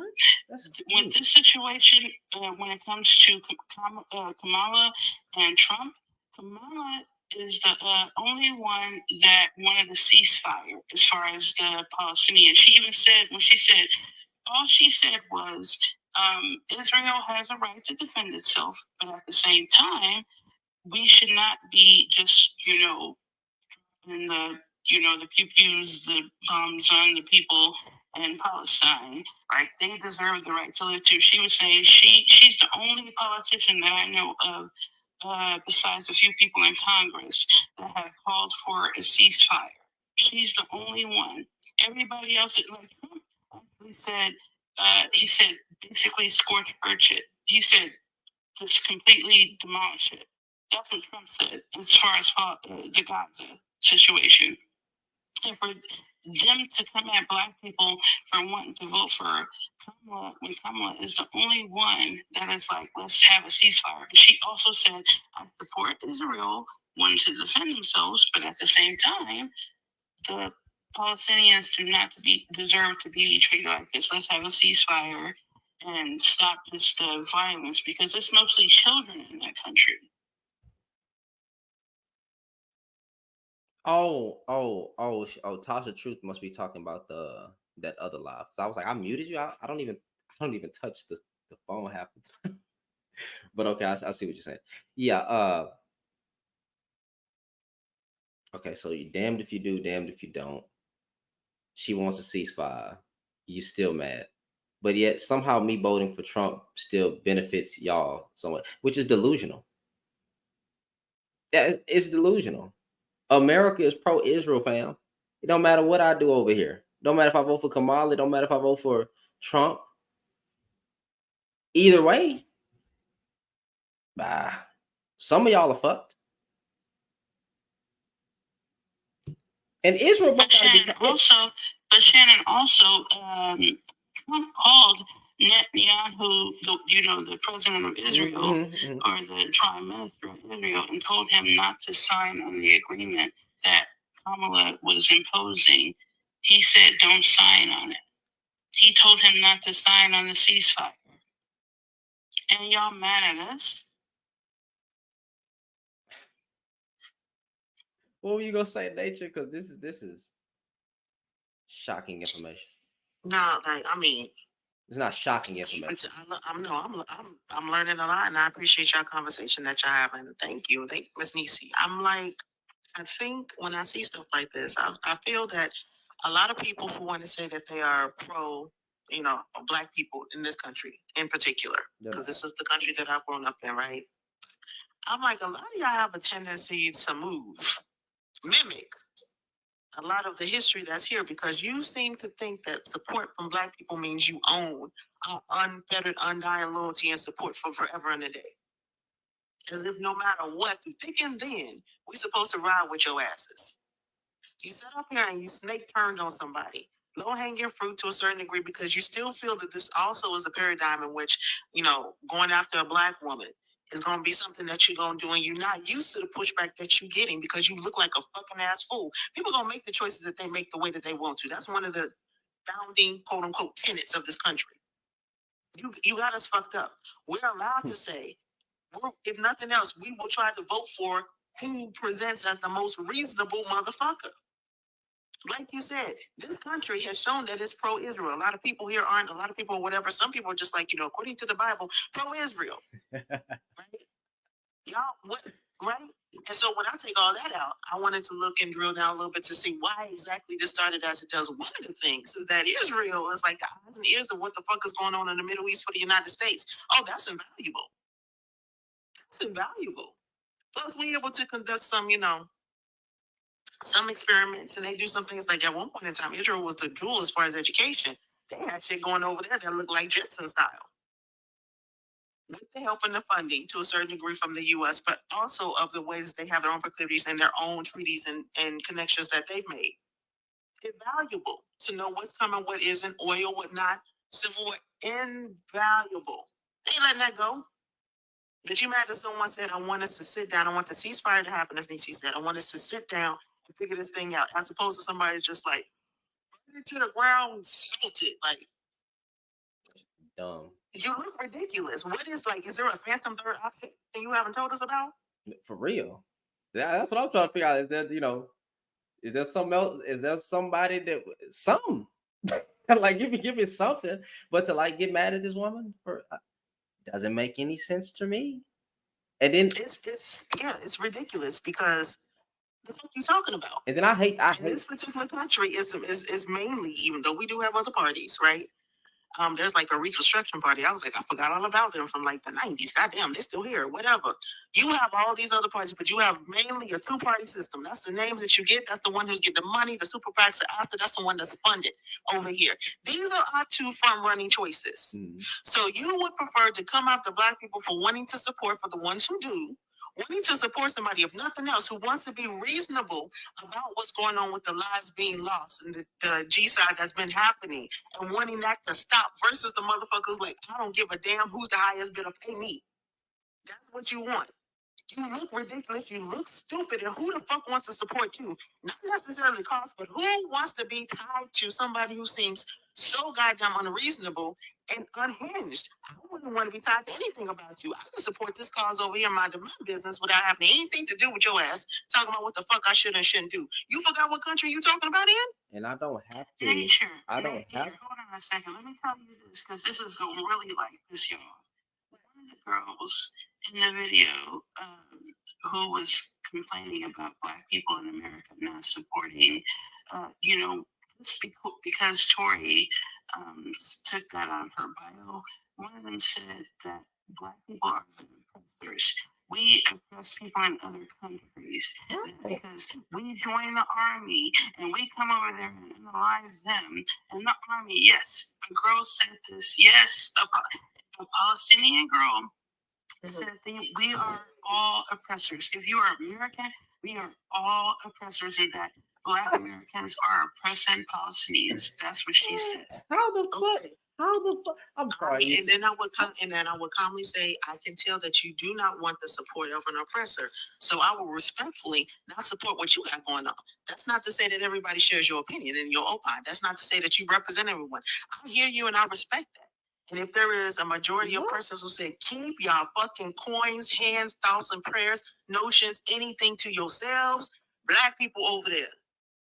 You wanted us, so we spoke out for you on TikTok. We spoke out for you on the news. You got Black folks protesting at college on y'all behalf, and then again, because I'm not going to blame all Palestinians for some, but of course not. That's what I say. When people who do though. this, who say that they're pro XYZ, do this and come in a certain way, stop supporting them personally, because they're not the whole cause. They're just another cog in it. They're another voice that can be loud or small or muted or whatnot.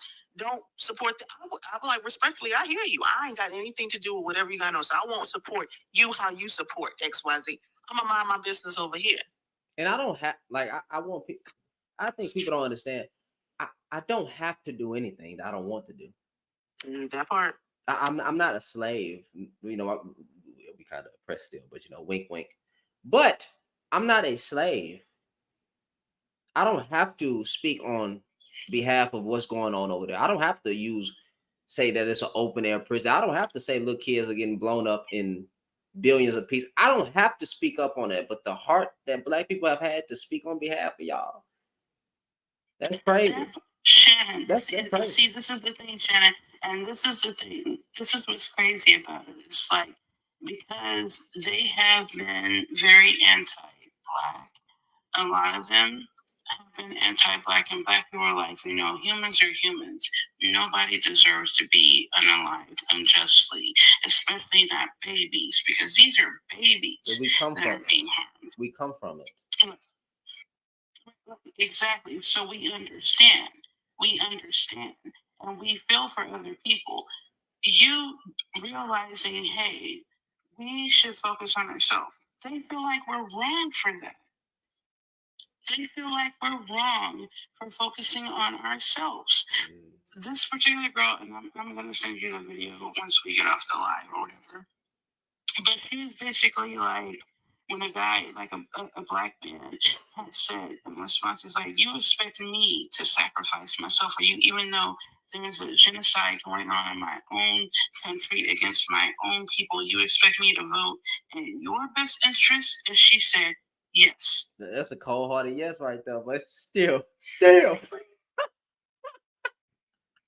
I don't think, like, you know what somebody said in this particular alone, that you have a lot of persons who might be palm colored who are scared of what it would be like if Black people and other minorities here, but especially persons that look like us and who we descended from, were to be empowered, that we would do to them what was done to us.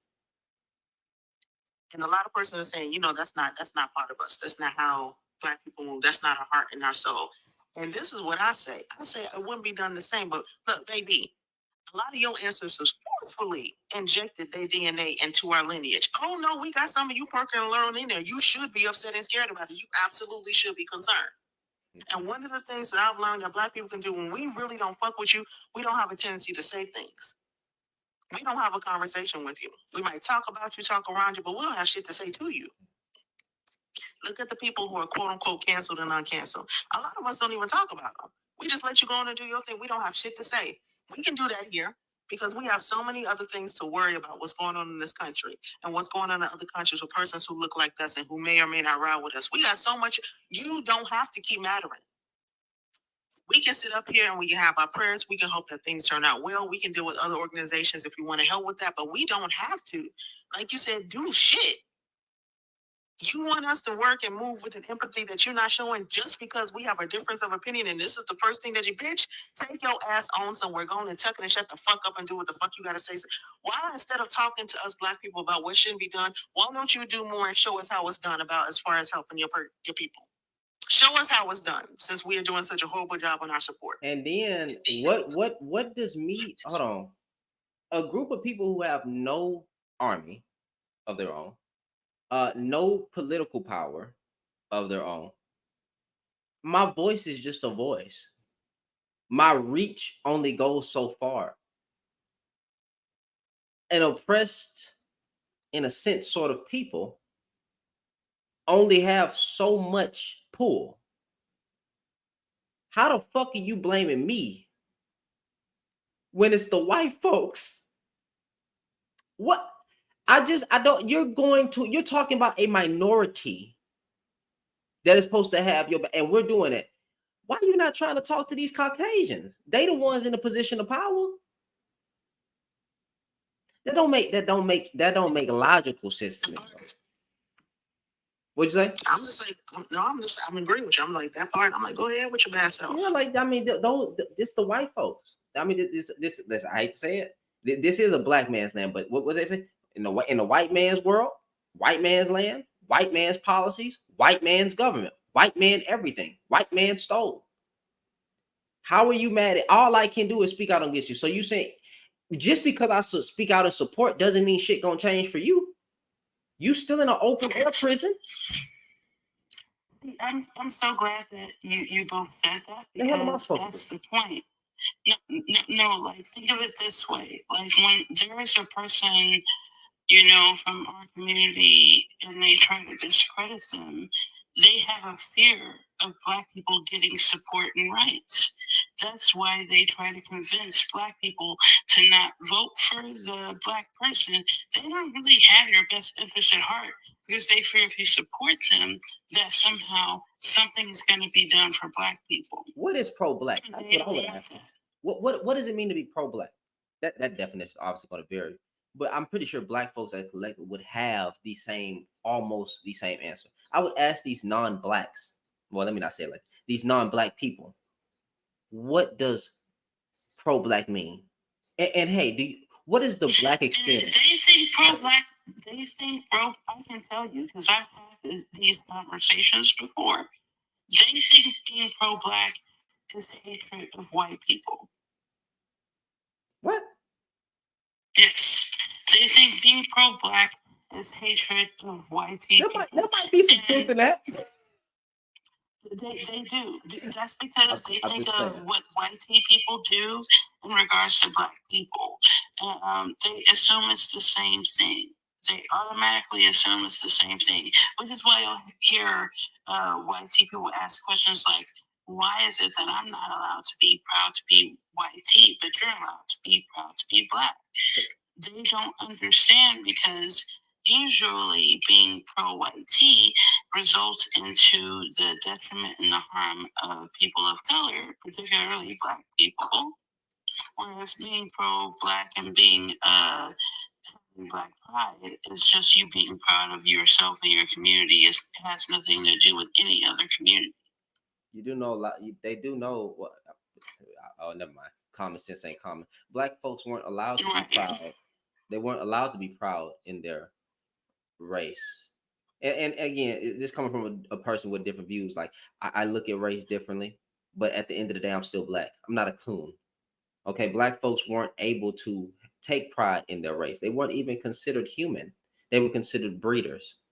So as we started gaining knowledge and unpacking that, hey, there were black women inventors over here, black men inventors over here. Hey, black people played a huge part in the way of how America is built. That everything came from us. Black folks were a currency. Okay, that the North benefited off of the slaves in the South because they had trading going on of goods that were coming from the backs of slaves. So what the hell with the I get mad, bro. I get mad because it's like, am I repeating some stupid shit or something? Am I speaking? I'll be about to mentally go insane sometimes and be ready. Like I feel like I'm in a sunken place. I just want you to understand you're not crazy. You're absolutely brilliant. You know what's going on. But I would tell you that one thing that you may be missing is the fact that history repeats itself. And what's going on now is like with this whole presidential election that's going on, they are purposely trying to make the black person, the biracial black person, to be the villain and not out like they're saying she doesn't care about y'all. She is a prosecutor. But the opposite is the one who tried to get 5 innocent black boys unalived for a crime they did not commit and then never apologized, even if they got exonerated after spending most of their childhood up until their adulthood in prison for a crime that they did not commit. Yet y'all want us to believe that the black person is bad for being an attorney general that really did the whole background track program that I told you about. Try to repeat slavery. Well, I do know that there's yes. I do know that there's slavery going on in the police system. I do know that some people are literally picking cotton. Just stay with me now, people. Stay with me now. But try to repeat slavery all the way. You're gonna have to chop me up. I'm gonna die. I promise you. Try it if you want to, though. Try it if you want to. Go ahead. Boy, I'm gonna die, and I'll be with my Lord and Savior because I will not feel bad for defending my life.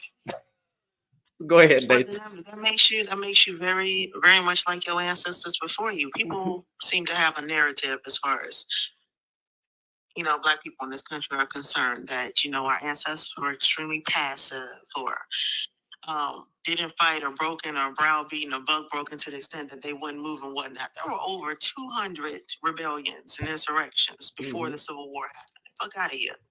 They sat up here and made sure they tried their best to essentially cascade as far as black women were concerned so that they didn't cast spells on their asses. Like, fuck out of here. Wasn't nobody sitting up here doing this shit quietly. There were, a number of, I'm gonna have to go get my papers from school because there was a teacher who was telling me about this and I loved her after death, but she was a little bit of a rebel and she got fired within the first semester. Yeah. Because she was sitting up there, she was looking at some papers that she had, I want to see if she has a site. I have to get in contact with her, but the papers that she had gone through had been found in a neighbor's home or something like that. And it was kind of like an unofficial diary that was kept of one of the persons there. And I think it was the younger sister of the lady of the house, because I think it was the slave owner, his wife, I think her sister and somebody else. I don't know if it was her child or her sister's child. I'm not quite sure. Long and short is that they were complaining about various illnesses that were happening, not only to some of their belongings to slaves. That's why I tell other people, like, a lot of times when people are looking for their names or their roots, y'all need to start looking at some of these wills and codicils because they were not considered humans, so they were not listed as humans. They were listed as cargo. They were listed behind the silver. That sort of shit. Anywho, there were things that were happening with the neighbors. And I'm like, some of them were probably being quietly poisoned until they passed because they didn't have the same resources and access to fresh water in the way that we do now. Because we sometimes have a tendency to look through the lens of modernity. And so some of the illnesses that were, like dysentery, that were not necessarily dysentery, but dysentery or any sort of bowel ailments or anything that could lead to dehydration, people passing away from that, infections and stuff like that, or considered normalized. Like they weren't paying attention to the fact that some of these, quote unquote, black women and nursemaids were making sure that they would use the blood from an infected wound and run it into their children or whatnot. They couldn't have their babies, bitch, you can't have yours either. Child after child after child keeps on dying, and there's one nursemaid that's married. There's a lot of things that were done as far as a rebellion, brokenheartedness, hatred that was born of things that have been done to our enslaved ancestors. Fuck out of here. And I know that somebody was just like, y'all were enslaved for like over like 200 years. And I was like, baby, what did the Moors do to some of y'all Caucasian brethren? They had them there for up to 800, almost to 1300 years. Fuck out of here. So I've heard it a couple times. I'm not like my ancestors. I sure the fuck am like mine. Because we have an amalgam of we're representative of them, good, bad, and in between. They had coons there, they had Sambos there, they had rebellions there, they had the ones who were quiet there, they had the intellects there, they had the ones that quietly got up and disappeared one fucking day. Were Harriet and went on their way. And we ain't got no conversation. There were ones who sat up there and worked to get, the trust of someone and disappeared. There was one of what was one of the somebody help me with this. It was one of the servant girls. No, one of the slaves. It was one of the slave souls. I think that was on George Washington's land, who had left when she was a teen, and one of the overseers or whoever or adjacent to him would have to search for her until she was like in her 20s or 30s. That motherfucker couldn't let her go. And she said, "And ran away and said, and I did." So fuck out of here. Like there were black souls who learned how to read and write to an extent that they would forge papers. They would forge their freedom papers. The fuck out of here, because you didn't assume that they could read or write. So just because you didn't hear about some of the rebellions or the ways they took care of themselves and their families out loud didn't mean that their stories weren't there. And the fact that a lot of them survived. I want better for my family, and I hope they find it in this land or they find it back there. Survived so that their lineage could survive. That's a sort of strength. I couldn't do it. So is it Ona Judge Staines? The woman Ona Judge Staines had fled enslavement at the Washington's household for 50 years earlier. I mean, household. Perhaps. Had fled enslavement at the Washington's household 50 years earlier. Staines' account of her dramatic quest for freedom represents a rare moment when the voice of a person formerly enslaved at Mount Vernon appears in historical record. I think they had posters out of her and everything, and she found a way to still stay gone. I think she ended up married with 2 kids or something like that. I'm not quite sure. I'll be first one to tell you. It sounds familiar. So you understand what I'm saying? When people are just like, your ancestors weren't all victims or all quiet. Like if you have your mouth and you rebel and you do shit that's at work to rebel, or you have to take care of yourself, or you have recompense, what makes you so different from what your ancestors did and worked within what they could? First of all, they were snatched from what they knew. Half of us are still working with a language that we can at least understand, not sitting over here having to learn how somebody moves and trying to learn the language to keep ourselves and our kids safe as much as possible. Betty. She was the daughter of Betty, an enslaved, seamless living in. Yeah, I'm gonna read this. MountVernon.org. I recommend you do. I recommend you do. It's. You get what I'm saying? Like you had people that were sitting up there, all up in our ancestors' mouths, the women's mouths, to make sure that they sit up there and say shit because they felt like they were going to be bewitched. There were a couple families that ended up poisoned.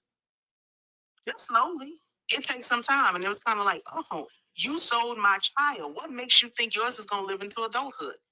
Fuck out of here. So don't do that. Good, bad, or in between. Don't do that. The babies, our babies were being fed to alligators as bait. No empathy for. I do believe, but I don't. I think what I get tired of is having these these conversations with uncooked chicken packs, right? when I get on there and I literally say, I'm like, bro, I literally say this all the time and nobody understands me. And I'll be trying to contextualize it. Hey, a group of people that was subjected to a whole bunch of harm, there has been nothing to compensate the damage that was done. So if you don't want, so slavery, Jim Crow laws, redlining, all of those things, the root problem has never been addressed. Okay. All they did again was change words on a piece of paper, the law, but they hide. You do know the law. Well, nature, y'all definitely know. Just because they changed the words in the law, don't mean they find loopholes to not keep it there. Slavery is still legal, right? So I get mad when I'm literally contextualizing that and be like, oh yeah, but it was 400 years ago. Okay, well, you don't want to talk about slavery? Okay, well, let's talk about redlining and Jim Crow laws. Oh, but we changed the laws. So what they always say this, what laws are in place that's affecting you now? It's not about that. The damage was done. You never did anything to compensate for the damage that was done. So you still have some people, you still have generations of Black people that are suffering from that. And they always say, I can't stand these white folks, man. God, please forgive me. Some of them are evil. When you get up and say that it's Section 8. Well, look, your frustration, brother, like, you keep on looking for empathy for persons who inherited a lack of empathy being looked at as strength. How many times have you heard it? Like, that he was so stoic because she was so stoic in the face of XYZ, where somebody might be a whole ass functioning psychopath. Somebody who is devoid of being able to, or is looked at when you are in a society where empathy is looked at as a softness or a weakness. How do you think you're going to get through to this aside from, I told y'all, I need to look at the video, if not read the book by Miss Joy DeGruy, Black sister, who's talking about, imagine if you lived in a society where you could satiate every debasement and depravity in your nature on other persons, meaning our ancestors, what appetite that creates. Do you feel me? Where you have some people who at the very lesser you talking about post-traumatic slave syndrome? Huh? Post-traumatic slave syndrome, right?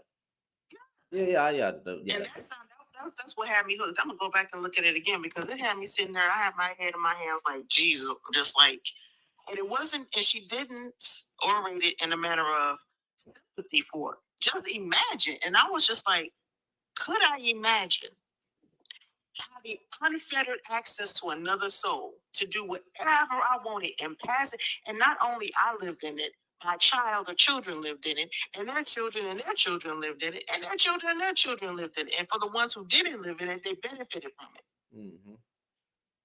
What does that create, and why are we surprised? I'm tired of asking. It's like asking somebody who is colorblind, tell me what red looks like to you. They don't fucking know. They ain't got the tools. What are we surprised by? Okay, so how do I then?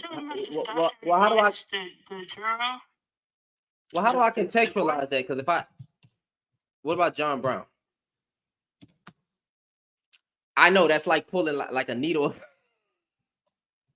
out of a haystack. And I'm not even saying pedestalize the white man. That's not what I'm doing. But like, I'm trying. I be trying to. Maybe I show too much grace. Let me just stop.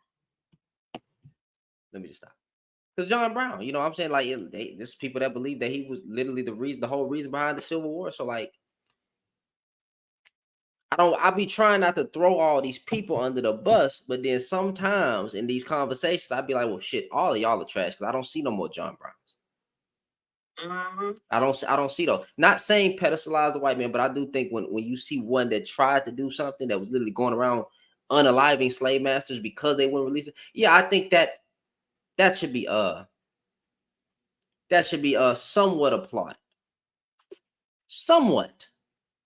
Not pedestalized, but somewhat. But it's like, goddamn, what are these jumping? If y'all say we all Americans, then never mind. I'm not gonna. It's a valid point. There was a brother who brought that up on whose show was this gentleman that was, when they're talking about what's going on with, even though it's a whole ass college curriculum, but we're talking about what happens as far as slavery is concerned. And a brother had to bring up when they're trying to ban certain books. You keep talking about how this would affect palm-colored persons, how this will hurt them, harm them, how the kids will see themselves as villains. But you do know that there were persons who did not move, who were anti-slavery. So why can't they be like those particular white persons or palm-colored persons? Why can't that be the case? That question is asked, right? What now? So to Lynn, it says, who is alive? I'm assuming you meant alive. That has had anything to do with the beginning of slavery. None of us. We're all the ones who are the recipients of the legacy of it. The fuck you talking about? Why you asking stupid shit? And so what about the blacks that own slavery? You mean the ones that bought back their relatives that they didn't have to live under the banner of slavery? What about them? Tell me about them. Yeah, so when we say context matters, nuance matters. If you want to look stupid, go on and do that by yourself. We're gonna give Lynn some grace. Lynn, so when it comes to that, there were those black slaves, right? They took their own people in. So when y'all frame it like that, it wasn't that they were beating them and subjugating them to what white people were doing. They were doing that to free them. I'm not saying you didn't have some bad ones, but the majority of them were not whooping their black slaves' ass and throwing their babies in the alligator. That's not how that was going down. So they were buying their family members. We got to contextualize history, because I know there's always, well, what about this and what about that? In this country, if you're talking about American history, the amount of damage and crime that was done will never amount to what black folks have done. White folks, unalived, Native Americans, now there's some that are still here, but I'm just saying they did a whole bunch of harm to Native Americans, took stolen land, and then put black folks in chains. I don't know why y'all keep talking about Africa. I'm African American, but I'm not African. But the one thing y'all would say is like, hey, what about this that was going over there? I'm not over there. I'm talking about here. There's always there's always a cop-out question or argument that goes way back. But we're talking about American history. Okay, if I am an American, why are you talking about what's going on over there? Why are you pulling out these cop-out statements of what about black slaves? What about this? What about that? Hey, majority of the harm came through the hands of white people. I don't know what to in this land. Majority of the harm had to do with white folks. Okay, well, Miss Lynn, then you don't count, baby. You don't count, baby. Okay, hold on. You don't fit in. Yeah, don't count it. You're not the white folk we talking about. Hold on, Samantha. We don't want to be mean. Don't be mean to Miss Lynn. Yeah, oh Lord, not all white. Yeah, I'm sorry. No, I'm sorry. You sit up here, you speak to someone who's disingenuously stupid. No, like that's why I wanted to address this. Just like, to be honest, because like it's weird to come to black people to tell us about what we have to deal with as far as like the effects of slavery. Who said it was all? And I didn't say it was. Nobody said it was all white people, Miss Lynn. I told you disingenuously stupid, but you wanted to give her grace. Go off. That's what I'm saying. Stop coming into our spaces and telling us how to feel. We don't give a damn about it being that all. You know what? It's all white people until it's not. How about that? And if you're supposed to be native, you're supposed to be native. She said she was native German. Then have your German half speak to your native side about the bullshit that was propagated. Shut up. Exactly. Get the fuck out of here with that. Wait, what does the screen? Oh, I don't know why it always gets cut off. But listen, y'all, shoot, it's been a good night. We'll probably run this back tomorrow. I'm tired. I think I'm about to call it a night. Any last words? I have some for Lynn. Let me help you real quick. You said no, and I'm gonna tell you what my no looks like. Look out our face. He can deal with you if he wants to. Look out of here, dummy. Y'all tripping. You're not tripping. You better learn about consent. Fuck you. You're not tripping. You're not tripping. It's a woman. That lady, older and white, very older and white. You know me better than that, Shannon. Yeah. Apparently Because you don't know your old rocky cracky no, ass, I do. rotten ass, white ass soul. I Apparently do. you don't know that. I'll be honest. I don't know her from the inside, but I do know that she did help out. Actually, the lady who just joined, she did help out Miss Erica Coakley. Remember, she was sending her money when she brought up her story. So I do know. I love the reparations that she paid, and then she came in here and acted stupid. She felt like it was a mission paid, that she can do something nice, something that's supposed to be empathetic, something that's supposed to be humane, and then she can come in here and try to speak with that sort of soft touch violence. Is that what the fuck she felt? No. One act of quote unquote humanity towards somebody who doesn't look like you or somebody who's a minority someplace does not buy you admission to any of their fucking spaces to be a bullshit piece of shit. Again, have your native ass backed up your ass, talk to the Germanic ass back and see what the fuck they gotta say with your conversation and leave everybody the fuck alone. Ooh, go ahead. Go ahead. One of us come up into a Native American space and tell us what we think that they should do and how they should respond. They'll bounce me back to my ancestors. Fuck out of here. Jesus. And that's how I know she's not Native. She's not Native. She's clearly not Native. People, disenfranchised communities know better than that. I guess they forgot that nature was still a mod, even though she back on this side. I never relinquish power from people I'm cool with. Well, I appreciate you, and for the most part, I sit here and I mind my business because it's part of the discourse, and I try to take my cues from you and the other mods. Like if somebody's really acting a certain way, or if they're spamming or something, or if they're bothering other people in the live, right? If someone says, I don't want you fucking talking to me, whether you man, whether you woman, whatever your pronouns are, I let a person know they don't want to talk, leave it alone. But otherwise, I mind my business. It's part of the discourse. But you got me fucked up. I'm gonna end up. I'm not gonna debate Tinker. But I like her talking because I think she brings some well, you know who I'm talking about, right? Yes. Yeah, I think she adds some very I love me some Thinker. I think she brings up some very I think she brings up some very tough questions, which is why I'm doing more studying and actually finna go to Bible school to actually get the full you really can't get the full detail, but be more educated to the best of my ability on what's going on because she brings up she brings up some good points, and I think it'll be a very conversation to have a person that's a theologian versus not versus, but have those tough conversations because those tough conversations are needed. But a lot of those people coming in and be disrespectful, and I don't ever really see her go off until somebody saying something stupid, but she do got that smoke. Yeah, it's because a lot of people don't seem to understand fundamentally. She's not attacking anybody's faith. She's not attacking your faith. She's questioning your belief system. That's it. And if you have some people that want to, respond with vitriolic sort of ways, it's telling. But it's like nobody's coming for your faith. No one's coming for anything that helps you move in this world where you're not causing harm, unless you are. But we can talk about what you have your base faced on if that's what you want to have a conversation about.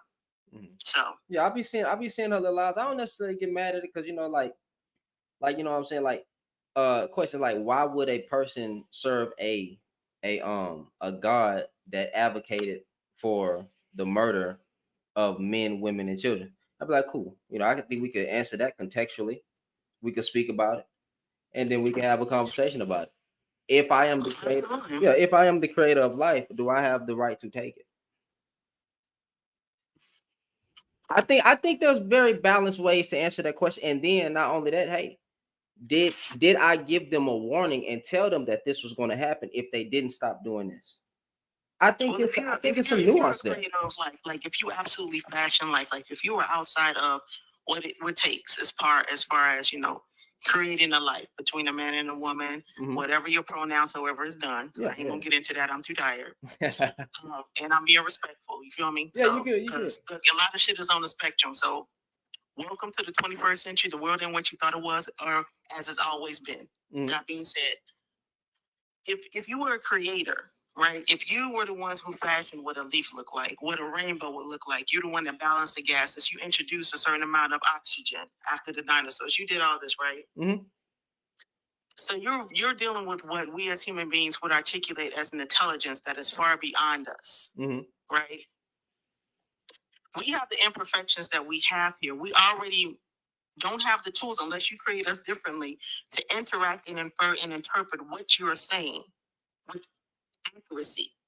there's going to be a problem because the translation system isn't up to par to encompass your intellect. You feel me? Mm-hmm. They are not your equal in this communication, which means fundamentally, foundationally, there's going to be some problems. Like, I say sometimes, I say, what if this God that's in the Bible is not the God that was speaking? What if this is mistranslation? What if this is inarticulation? What if this is only half of what your God was trying to say? And as a human being, you misinterpreted and got it wrong. That's a very good question. And I don't like doing cop-out statements. So it's a very hard question, a very tough question. But what if it, because everything comes down to faith in the Bible. You know, without faith it's possible to please God. But here's my thing. The truth of the matter is everything that God is not in the Bible. And it will never be. Because if you're dealing with an eternal God, then you're dealing with a person of infinite knowledge, infinite this, infinite. You can't fit it into your brain. But what if he? So instead of looking at it like that, could we just say, what if he just gave us everything he wanted us to know for now? What if that was it? What if that was just the blueprint that it was? But hey, this is how I want you to live your life. You know, because they call the Bible basic instructions before leaving. We ain't got to take it there. But what if this is what I'm giving you right now? What if the principles that I'm installing is just your blueprint? I want you to follow me. Let me guide you. That question could go a different a lot of ways. But that's a good question, which is why I like Tinker. I like them challenging lives, you know, because it made me think about some stuff like, okay, I don't know that. Let me go look that up. Okay, cool. We talking about this story. Let me go look at that story. Cool. Let's read it together. Let's read it together. Let's figure this thing out. Hey, Shannon, why do you believe Hold on. Wait a minute, Shannon. Are you calling her thinker or tinker? I think I said tinker before. I think the last time I just said thinker. I think I messed up. Okay. Yeah, tinker. She got the little blue avatar. I wasn't coming at you. I was just getting clear. No. I think when I just said her name, now I think I said thinker instead of tinker. But her name is Tinker. Yeah. No. Yeah. Like I said, I wasn't coming at you. I didn't hear you. Like my phone decided to spaz No, out. you I wanted to make sure because I was like, wait a minute. Because I don't want you to go into the space talking about, yo, how you doing, Tinker? I don't. Boy, you can, my guy, you be blasted out of the. What you call me? I'm like, I was like, my fault. Oh no. I miss.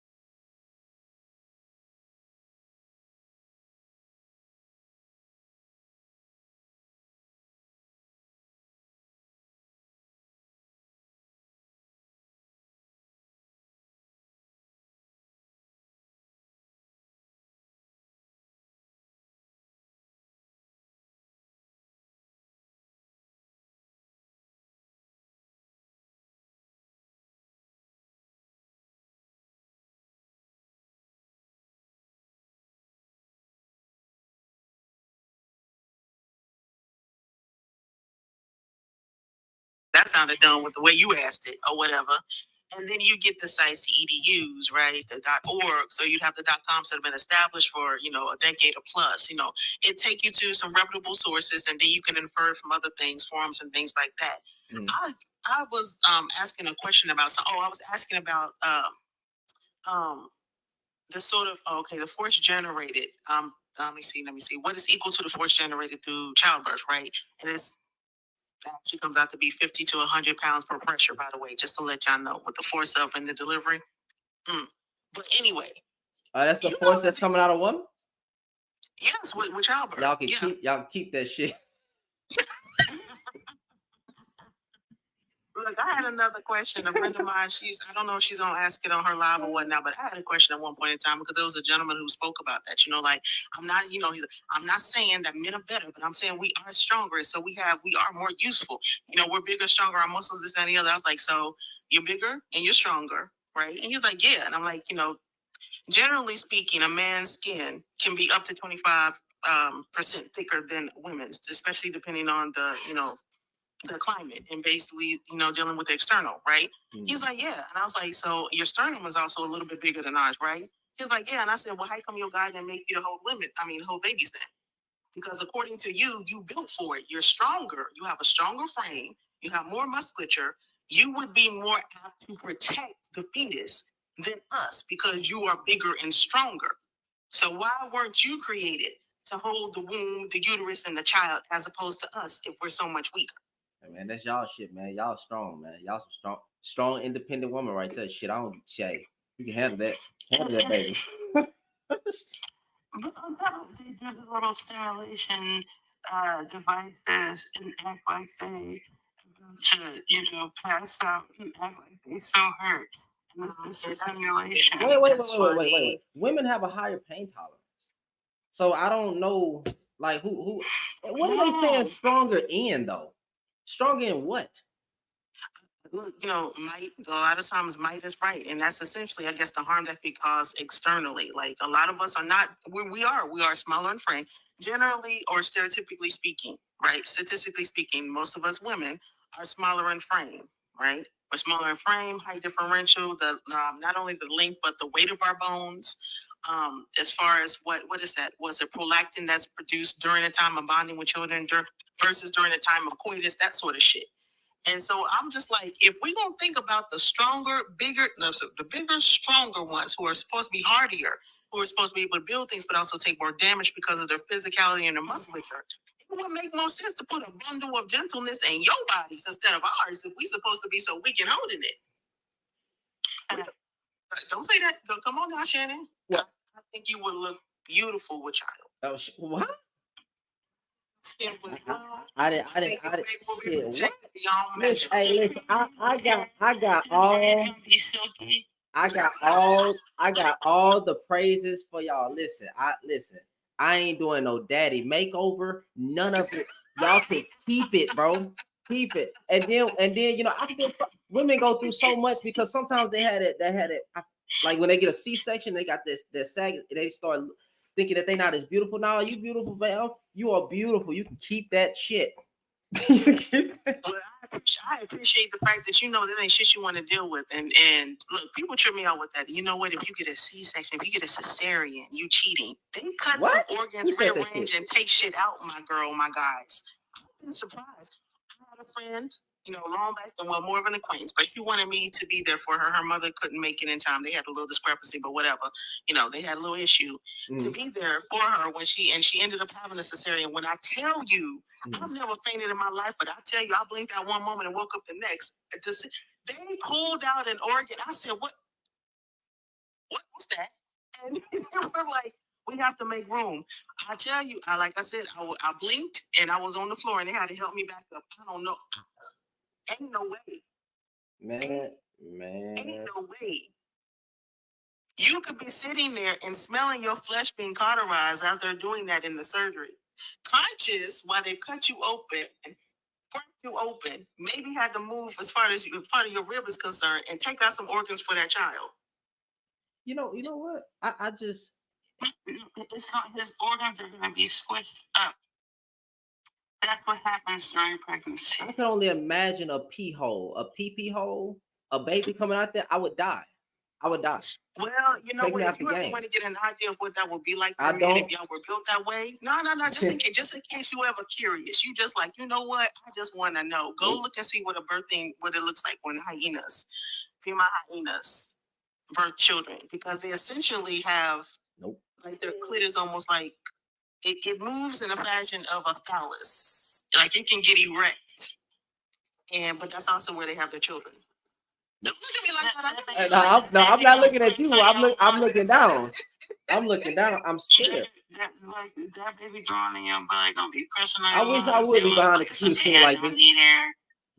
Hell, man. Oh no, that's boy. No. Lord, nature is beautiful, but it ain't for me.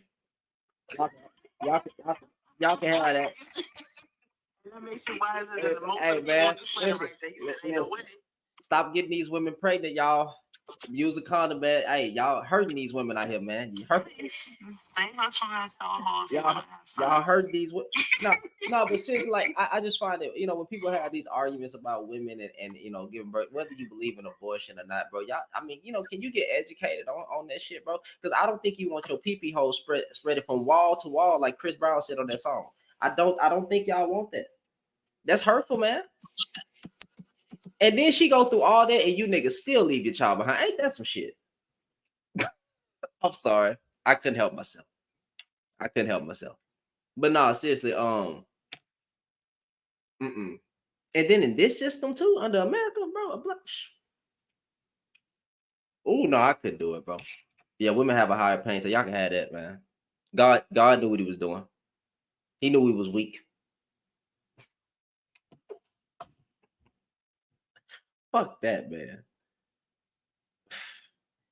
My mom had to have a C-section to bring my ass out.